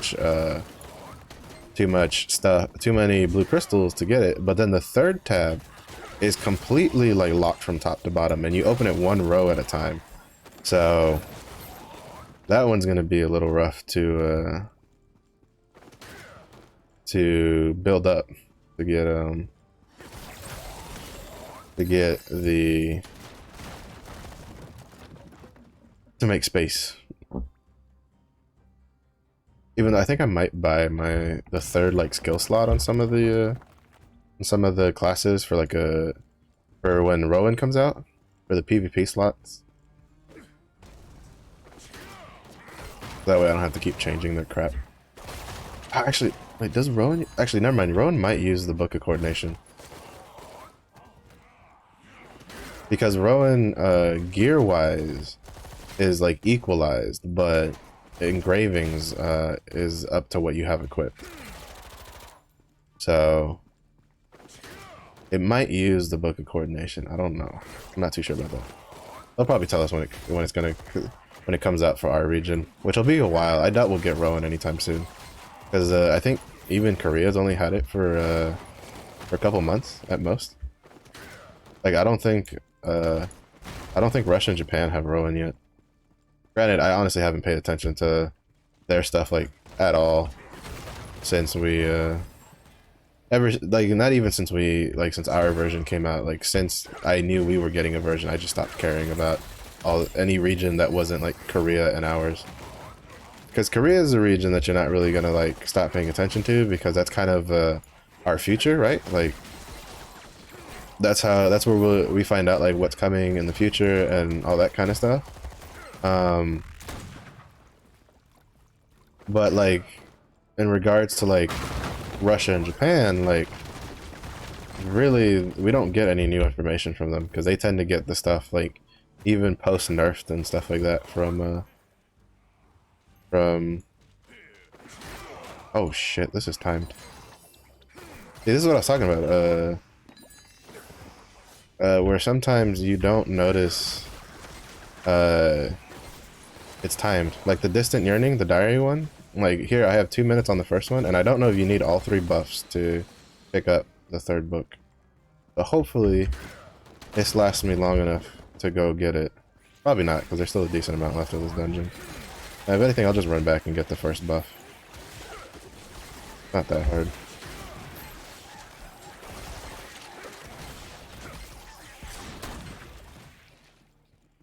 Big doll? Nah. We found Nah, we traces cut of that. the Ark. Soldiers of the plague. Alright. Running.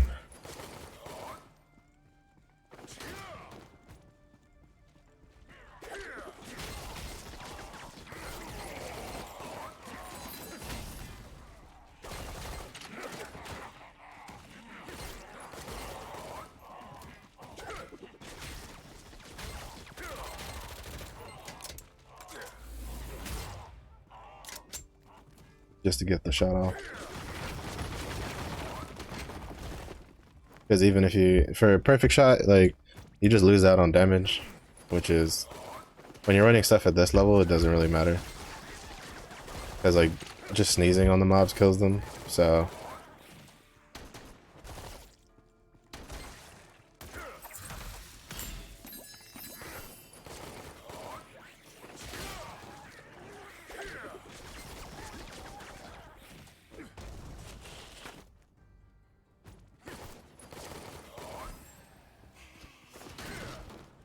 Yeah, that first buff's not gonna last me coming out of this dungeon. So we'll find out if I need all 3 buffs for the 3rd and final update. I think I'll go straight for that. I think I'll go straight for the 3rd one. Like I'll just go straight to whatever maps it's on to see if I need to go back for the first diary book entry. If not, then nice. If yes, then I'll just have to run back real quick and pick that up. Even though we have like 25 minutes-ish before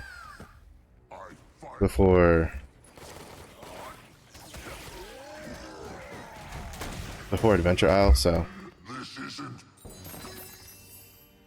Alright, that's done. Okay, so which one is it Twilight Mist?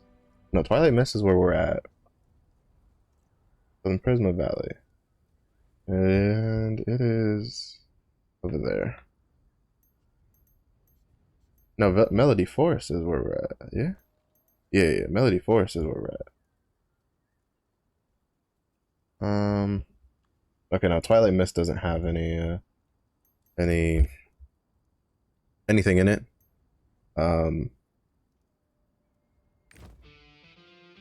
For hidden story wise, I mean. So we'll run over here real quick. We'll see if we can pick up the 3rd one without needing the first buff. If we actually need the first buff, we'll just go back to Rattan Hill real quick and go pick it up. Because we still have like 20 minutes on the 2nd one. I would have had plenty of time, but after getting the first one was when I went to I logged over to get alright, yeah, we do need both. Damn it. I hate that. I'm not gonna lie, I hate that. To me, that's kind of dumb. That's kind of annoying. Especially for something like this. Like, it's a diary book. I don't think it really matters. But They made the game. I'm just here. Wait. That's not the right one. Yeah, that's not the right one. Yeah. It's over here. That's a different one. What's this one? Oh, the qualifications of a grandmaster? Is that one also? Oh, I think that one's also timed. Son of a... Okay, that's annoying. That's pretty annoying. I personally don't understand the reasoning behind like timing the hidden stories. Like, what benefit is there to that? Like, I could understand if they were on the same map, right? So if you're on the same exact map and you time the story and it's timed, it's like, all right, cool, that's fine. But if they're on across different maps, which, like, for instance, this one is across 3 different maps, and the one in the corner over there is from port, and is from all the way from the port city. So you have to go, you know, if you're going down in order, you're kind of like still kind of fucking yourself over through the maps. Because I don't know how long that one's last for the buff. Because that one probably also gave me a buff. I just didn't notice. So we're gonna see. Oh, we passed it. Going over here. I personally just don't see the point of timing the hidden story stuff. Like, it's just, I just feel like it adds like another level of frustration that you don't need. And I'm pretty sure this one requires both buffs to pick up. I'm pretty sure it's supposed to be like right here. No, it's on the other side. Okay. Do I need both buffs? Well, I needed that anyway.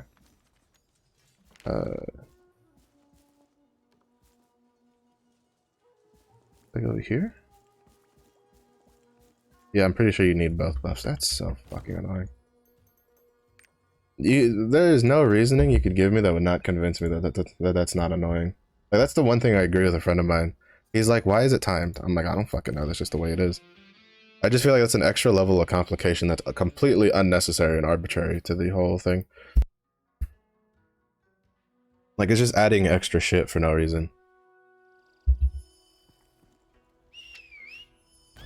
But it is what it is. It's in the game. That's how it works. I doubt they're going to change it. So, especially for something as inconsequential as hidden stories that you literally only do once. Like dungeon questing shit, you might do that a couple times, but you literally only do hidden stories like once.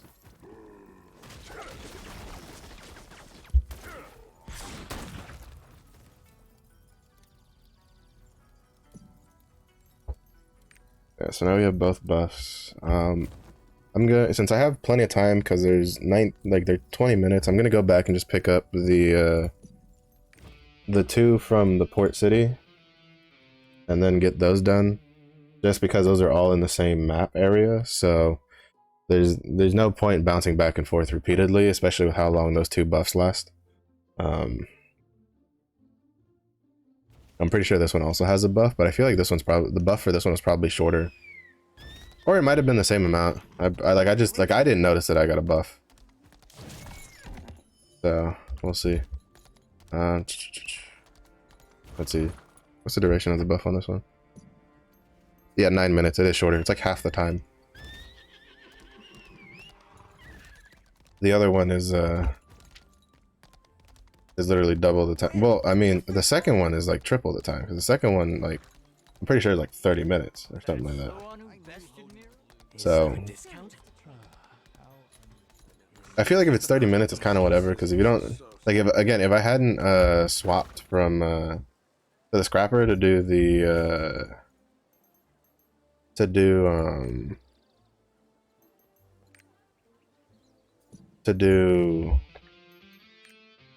Briolis, I would have had plenty of time, at least for the diary one. I don't know if I would have had time for the Grandmaster one, because that one it's 10 minutes. Like, that's a bit short. All right, but this is supposed to be, thinking it's like back here. All right, but at least we'll get conclusion to this. What do we got here? Alright. Qualifications of the Grandmaster. Qualifications of the Grandmaster. Xian played a lute to communicate with Guardian Luen. Following this tradition, the Grandmasters played the Guardian's lute to express their feelings, and the Guardian responds to their music as a way of communicating with each other. Now that Guardian Luen is in slumber again, the Grandmaster trial has become a mere festival, but we should not forget the origin of this occasion. Alright, also I'm gonna teleport over there. Can we speedrun reading this, though? The Grandmaster is a medium that connects Guardians and humans. Nope. Said Pahan, stroking his beard with a smile on his face. Expertise in combat is not everything that matters. The Grandmaster must be able to communicate with Guardians with a calm mind, just like that beautiful daughter of mine. Is that Yule? Is Yule his daughter? I've never paid attention to his dialogue to find out whether Yule was his daughter or not.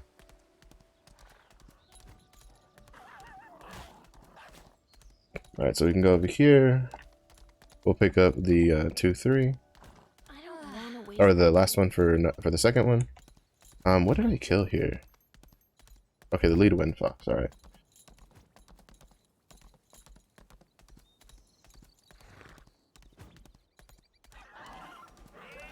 Run over here. Gotta run down this way. He's like... Wait, why are you attacking me? Your aesthetics. You're supposed to be like giving up worldly desires and you're just attacking a random dude on his horse? Alright. So where is the thing? Oh, is it over there? I see someone over here, so... Oh, maybe he can't find it either.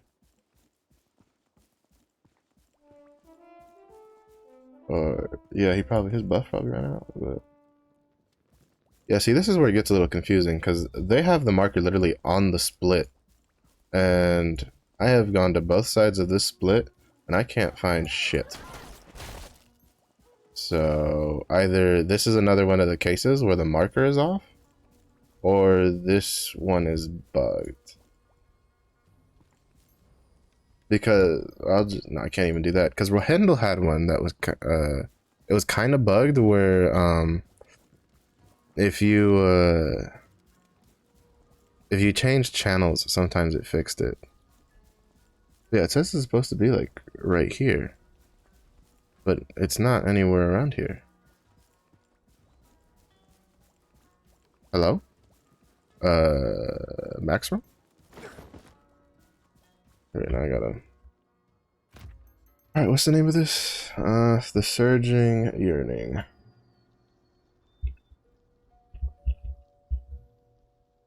See if we can actually find where it's at.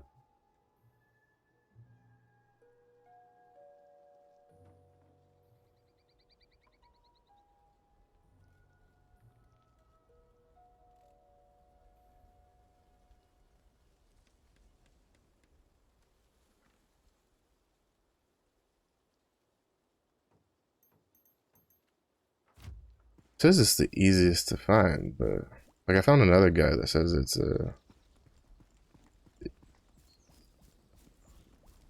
like instead of going into the fort, you stay on this side, but there's nothing here.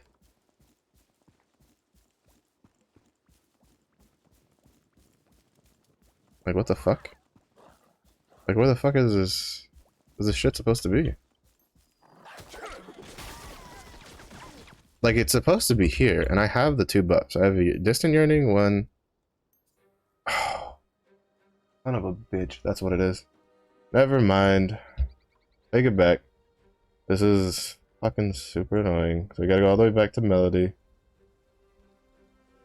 Which means I also need to speedrun the Sidariel's 2 students thing, so I have to go to Foul Hollow. Like, now. Again, like why? Why put timers on these things? Especially this one. The Sidariel's 2 students, you get that from a dungeon. Like that's in dungeons. Like what the fuck?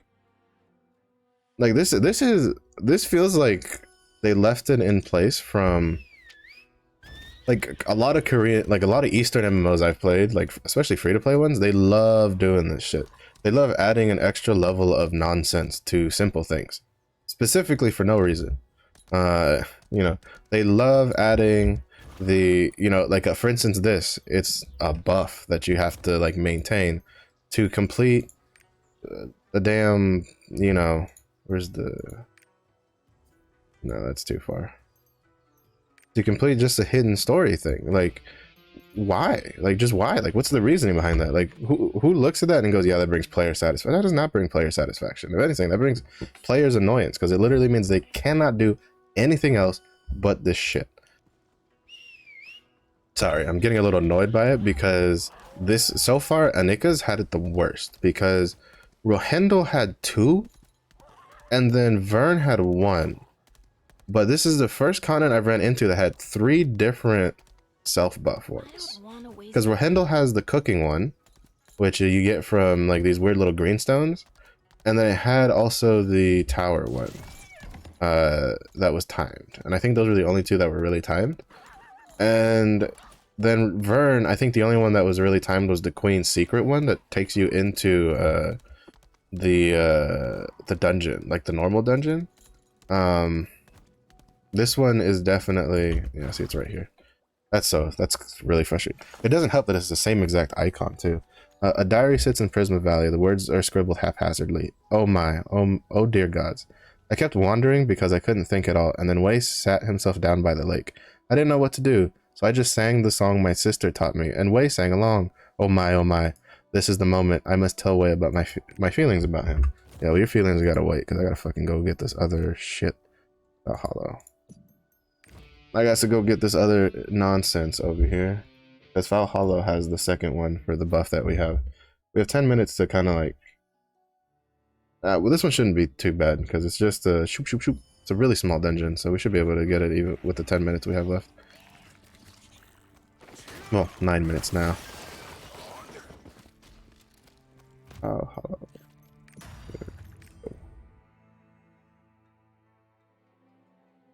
As long as there's no like, oh, is this?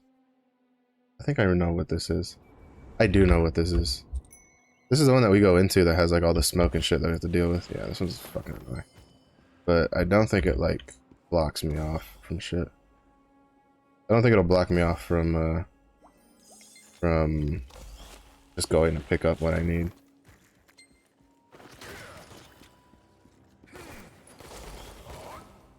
Yeah, I'm just gonna go pick it up.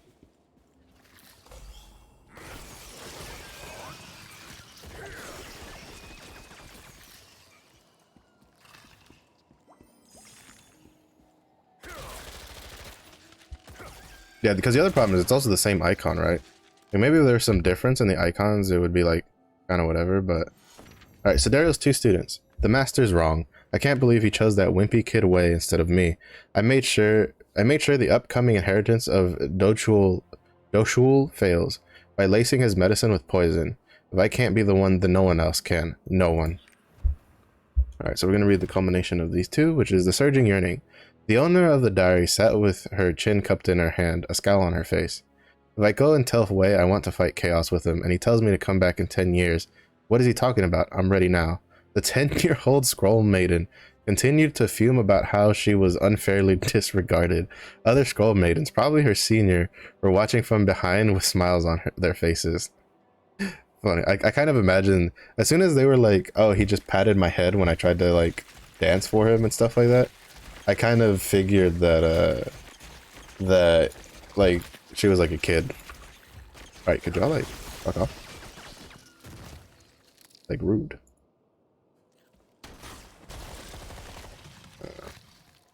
Left throw, spiral tracker. Let me Song of Escape. Get me out of this place. Because I hated doing this place when we were in here for the story. You can't keep me in here longer than I want to be. Alright, I need to go get... I should have gotten 4. Because I have to run all the way through there again. God. Damn it. Whatever, I'll go back. I'll go Prisma Valley later. We're in Twilight Mist now, so we'll get that over with. And then for the Sideril's 2 students, when Pahan read the journal, he was devastated to know that it was one of his pupils that killed Sai, the previous Sidereal. 12 years ago, Sai's condition took a serious turn, and the bestowment of Sidereal powers could not occur in the usual way. It was for this reason Wei was not able to control his powers and hid himself in Prisma Valley. With a deep sigh, Bahan closed the journal and opened his mouth. With darkness comes greed. Be careful not to let it into your mind. Wait, so is he called Sai or is he called Xian? Like, if we could like agree on a name here, that'd be fantastic. Alright. So we're gonna just complete the stuff here. All we have left for dungeon is to run this one on hard mode. Do we have 7? 1, 2, 4, 5, 6, 7. Yeah, we have that done. We need 8, which is nearby. I have 6. We're just missing 12 and 13. And then we are missing, I have 8 for the vistas. I am missing 7 and 9, which I think that's in the other one. No, 7 is here. It's at the entrance. So we can go back and get that. So what was here again? 8, I think. Yeah. 5, 6, 7, 8. Yeah. So we can get 8 because 8's over here around the corner. And get that done and over with. I'll try to get as much done now on stream. I don't think I'm gonna save the dungeon run for later because this dungeon run kind of does take a little bit to get through. Because it's the final, like, it's like the climax of the whole story, so it's a little longer than the other ones, and it's a little close to Adventure Islands. So speaking of, I need to figure out which one I'm going to begin with.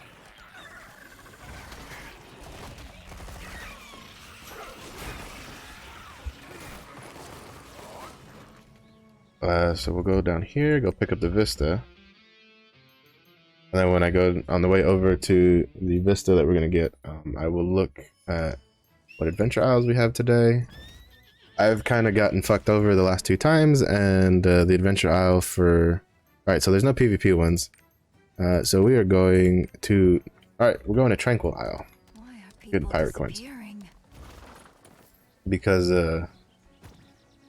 as I said yesterday, if you watched my unpacking, my card unpacking stream, which by the way I put timestamps in the description for the card unpacking part, at least. The whatchamacallit, They say ghosts. oh, these can fuck off. I don't care about this right now. I'm just gonna try to get these vistas and stuff done quickly.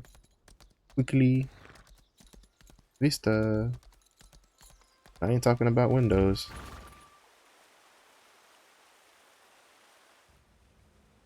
Alright, so this should be 7. And then Prisma Valley has 11, 12, which is what we're missing. Well, it has 12. Where's 11? Oh no, it's 12, 13. Yeah, this is 11. I'm so dumb. 12 and 13. Right next to each other, and then 9 is the last Vista we're missing, and then we're missing 1, 2, 3. We're missing 4, which is all the way at the bottom. All right. So I'll finish up Anikka off stream. I'm going to go. Where is? I gotta try to remember where Tranquil is again. Just forget what this island is at. There's Tranquil. Shushire is technically the fastest. But I'm already in Kalaja, so I might just, well, no, because that's like, that's 2 death seas you have to go through if you go from Kalaja. Man, or from Phaeton. Man, Phaeton is like, they might as well just told you, like, hey, don't, just don't undock your boat from Phaeton. Like, once you dock in, just ocean liner to other places, because, Phaeton's, oceans are not what you would call very friendly, right? They are very unfriendly. It's a good thing we stopped over now, because it'll take a little bit to ocean liner over to Shushire and then swim back across. Because, I mean, I'll double check, but I'm pretty sure that's 2 seas of death you have to swim through to get there. Yeah, so you have to go through this sea of death, then a sandstorm, then this sea of death to get to there. Well, from Shushire, you just go straight through the lightning, the thunderous waters thing, and that will be all honky-dory, because that does like next to no damage to your ship. It kind of just slightly slows you down. So It is what it is.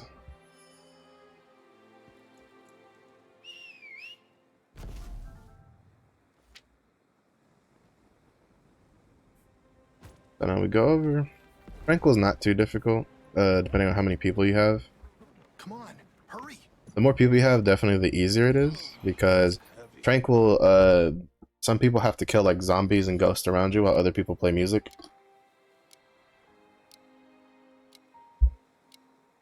Usually a lot of people, there's usually a pretty healthy split between people who just automatically start killing zombies and people who start playing music. So it's not too hard once people get like a system rolling. It also kind of baits you a little bit because it puts like a circle on the tree and then a bunch of circles like away from the tree at a distance, and a lot of people think you kind of gotta spread out. But if you spread out to those other circles, it makes it harder for people to protect, because you stand closer to where the mobs spawn. So they kind of got to be a little bit more on their game to kind of like kill whatever is trying to interrupt your beautiful musical. Which then, you know, when you do the music, you summon the big ghosty himself, and then you just beat the shit out of him.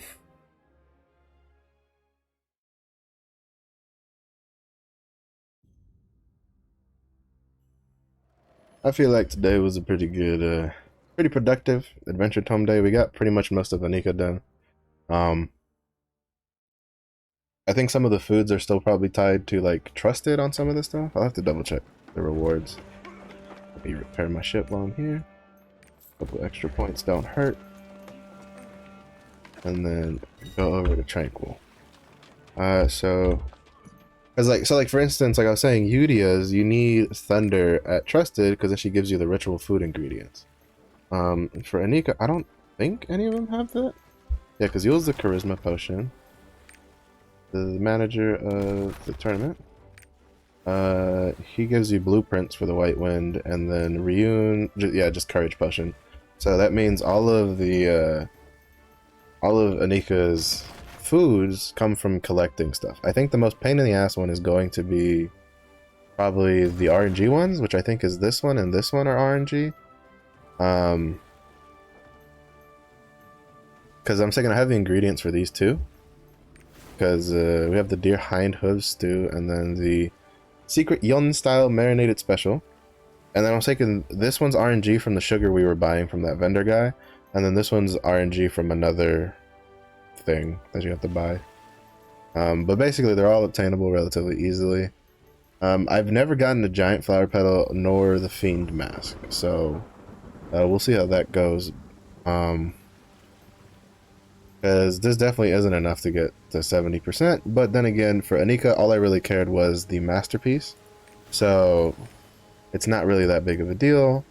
Arthitine is kind of the one I want to try to get to 70%, but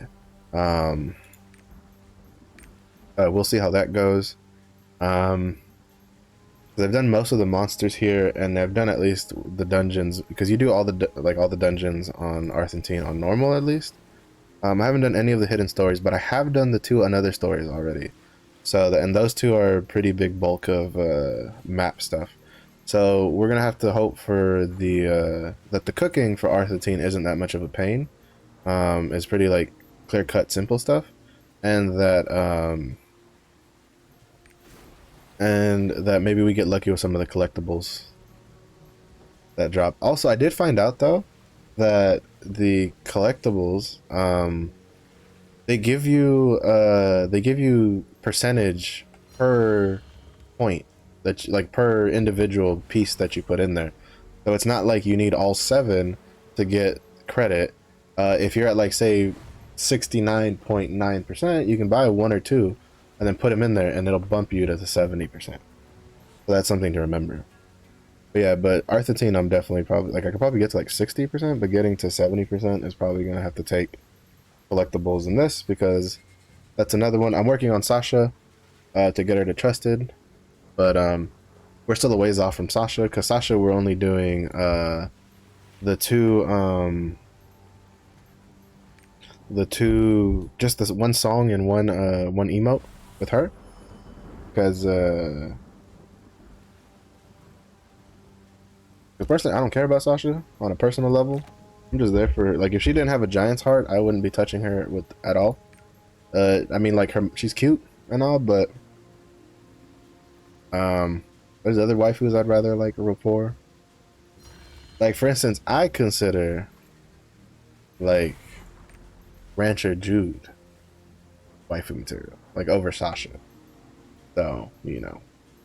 But Sasha's got that giant's heart. We're at amicable level 2. We're making decent progress even with only using like one rapport, like 1 inch song and 1 emote a day. I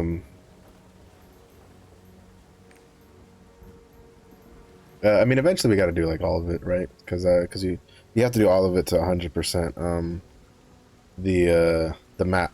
So eventually that'll happen, but she's at amicable level 2, so she still has a way to go, because we still have to go through, to and through amicable level 3, and then go through friendly level 1 through 3 to get to trusted. So she's still, she's got ways to go. So she's not gonna be very helpful for my 70% anytime soon. Same thing with Alien, except that hers, I've like I have her amicable level 2 because I was doing her like really strongly at the beginning, especially because I wanted like the greater stat increase potions and the gold coins. That, and for me, she was actual like waifu material, so I plan on getting her all the way to like affection status, but I think her questing is really cute too. Like the interactions you have with her, because basically it's like you're helping a kid sneak out of the sneak out to go have some fun. Like, they're in a study room and stuff like that, and you're like, I'll help you, I'll you just help them to like sneak out and go to like a carnival or something, which is pretty cool. So yeah, so I'm looking forward, so I'll probably start putting stuff on her. But even then, again, that's not going to help me on getting Vern to 70% for that merchant. So I'm gonna have to start looking into Vern's like cooking stuff. I am close though. I'm 4% off, and I still have a whole dungeon that I haven't done at all in North Vern, which is the Gorgon's Nest, and we have Casric we can go kill. But aside from that, I have everything else that I could have done because I was going for the skill potion. So we'll see how much this gives me. This might give me another like maybe 2 to 3%. And then if this gets me to like say 68, 69%, then I'll buy the 3 Guardian records I'm missing. And well, the cheapest one, like I'm missing 3 of these, I'm missing 3 of those. So the cheapest one between these 2 I'll buy to max out, or maybe I'll buy both if they're cheap enough to max out. And then I'll do the cooking ones. Actually, while we're waiting, why don't we just look at it now? See what we got here. So it's we got Guardian's record. Oh well. We'll do it after we're waiting, because we have 3 minutes we have to wait on the island anyway. I was wondering where everybody was at. Everybody, like, chickened out and was waiting in the quote-unquote safe area. Bunch of weaklings.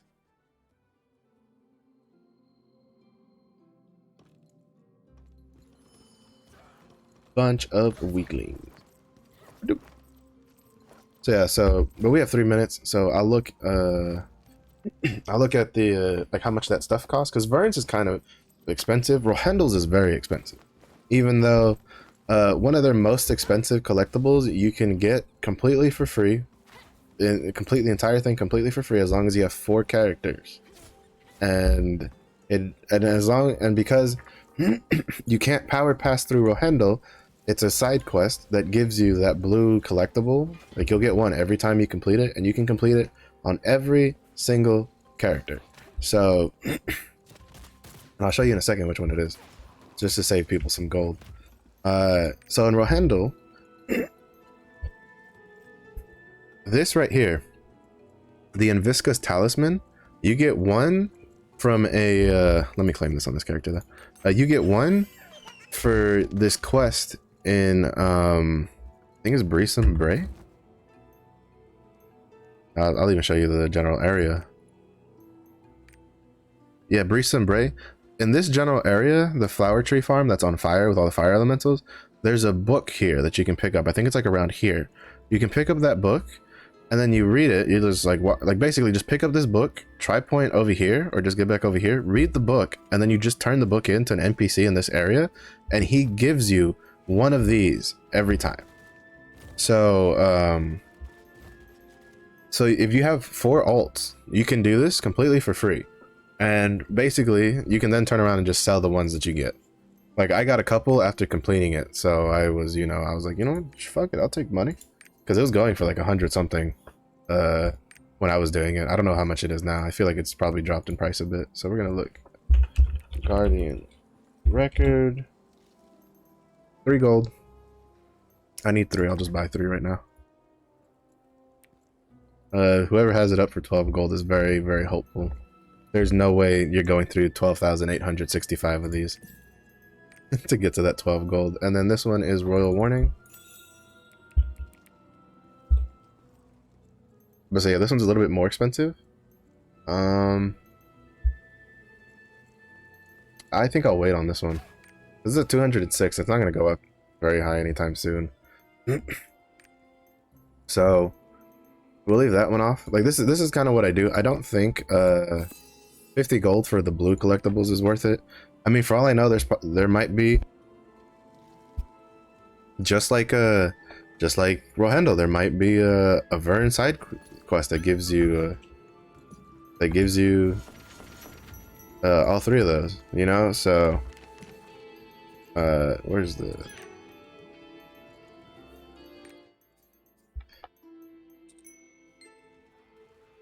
protect me, Squire?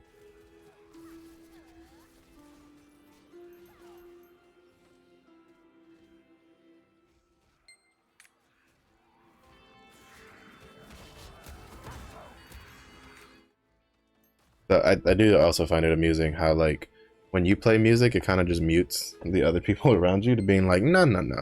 Listen to me. This is how the song sounds. Repeat after me.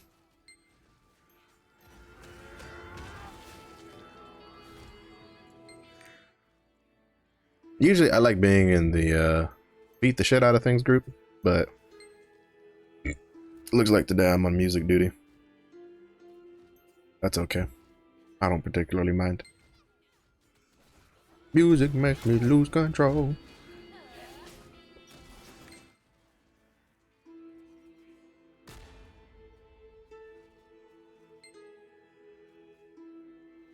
Yeah, so we did Briolis. I think the only thing left for me, I still need to do my ghost ship for the week.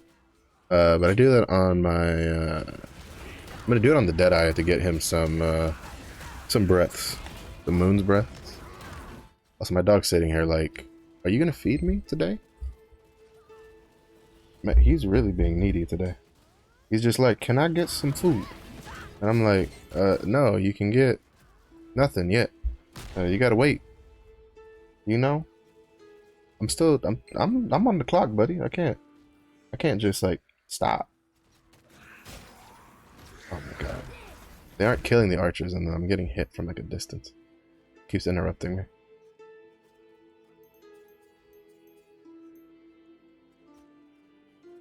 Yeah, shoot somebody else. Shoot somebody else. Body block, baby. Body block.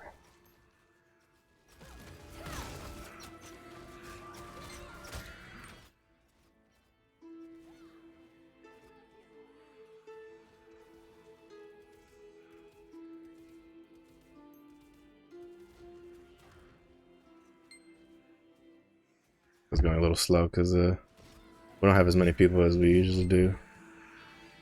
I definitely got into one of the thinner instances.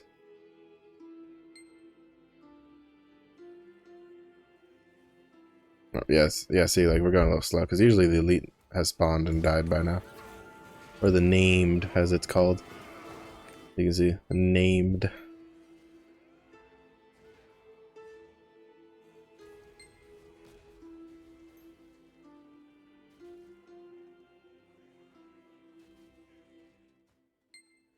I think also the tree, as you like complete like songs at certain intervals, also like helps like kill the things around you. To be honest, at this point, I should have just gone to Fort Pay. Fort Pay would have been done by now. Just get the card pack. But I need pirate coins. I need to save up some pirate coins for reset. Because, like right now, you can kind of get away with not doing your pirate coin adventure islands. Because we have the Grand Prix event, which gives us a shit ton of pirate coins. But we only have basically this reset and then next and the reset after, and once and that's it, and the Grand Prix is done. I don't know if they'll replace it with another event that gives us pirate coins or not, because like for instance the Guardian Raid one does not give us pirate coins. It is 100% only there to give us materials. So I don't know, I'm imagining like the normal events will probably be like that. It'll probably be there just to get us like some materials, maybe a couple books to help smooth progression out a little bit.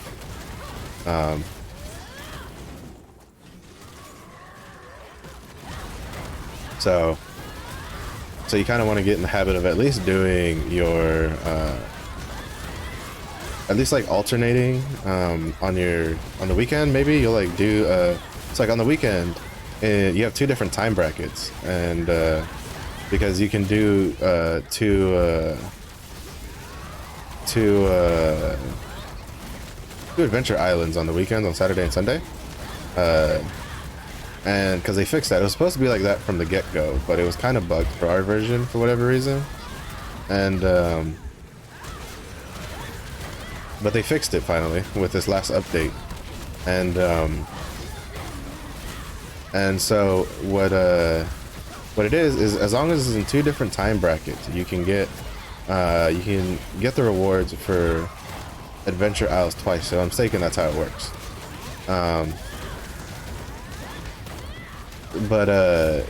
So for that, maybe if you want to get like card packs or something, because card packs are also really important to get.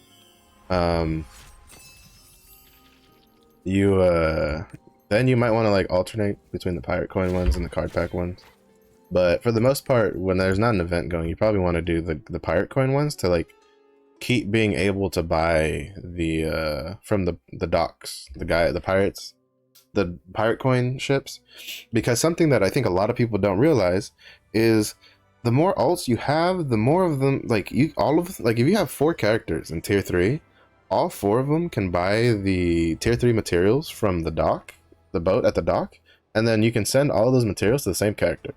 So it honestly straight up just like for every single alt you get to tier 3, that's you multiply by that much how much material your character, like your main, can like obtain, which is why I think I'm going to, like, probably today, either today or tomorrow, I plan on pushing the Berserker to 1100 to get him going. But anyway, that's gonna be all for the stream for today. I was hoping to get through Anikka on the stream, but that's gonna, we ran out of time. It's all right, it happens. Tomorrow we'll do tortoyk with the Deadeye. Hopefully that one will be maybe a little quicker, because it's tortoyk's a little smaller. If I'm not mistaken, from what I remember, or at least it feels. Actually, no, I think tortoyk has just as many zones to run through. So, but basically, we'll do tortoyk tomorrow.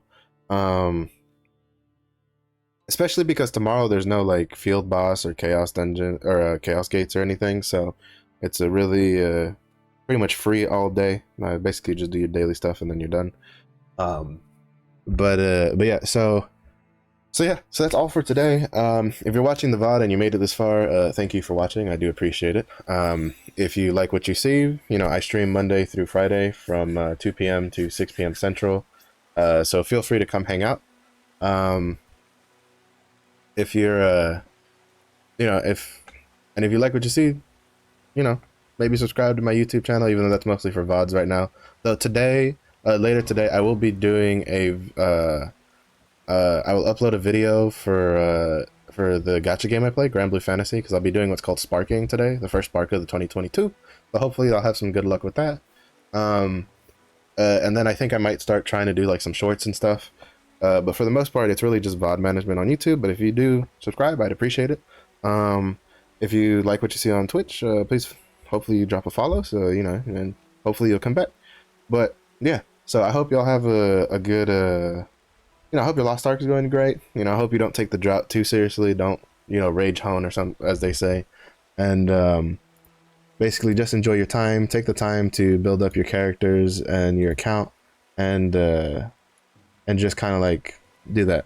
So that's all for today. I'll catch you guys tomorrow with some more Lost Ark.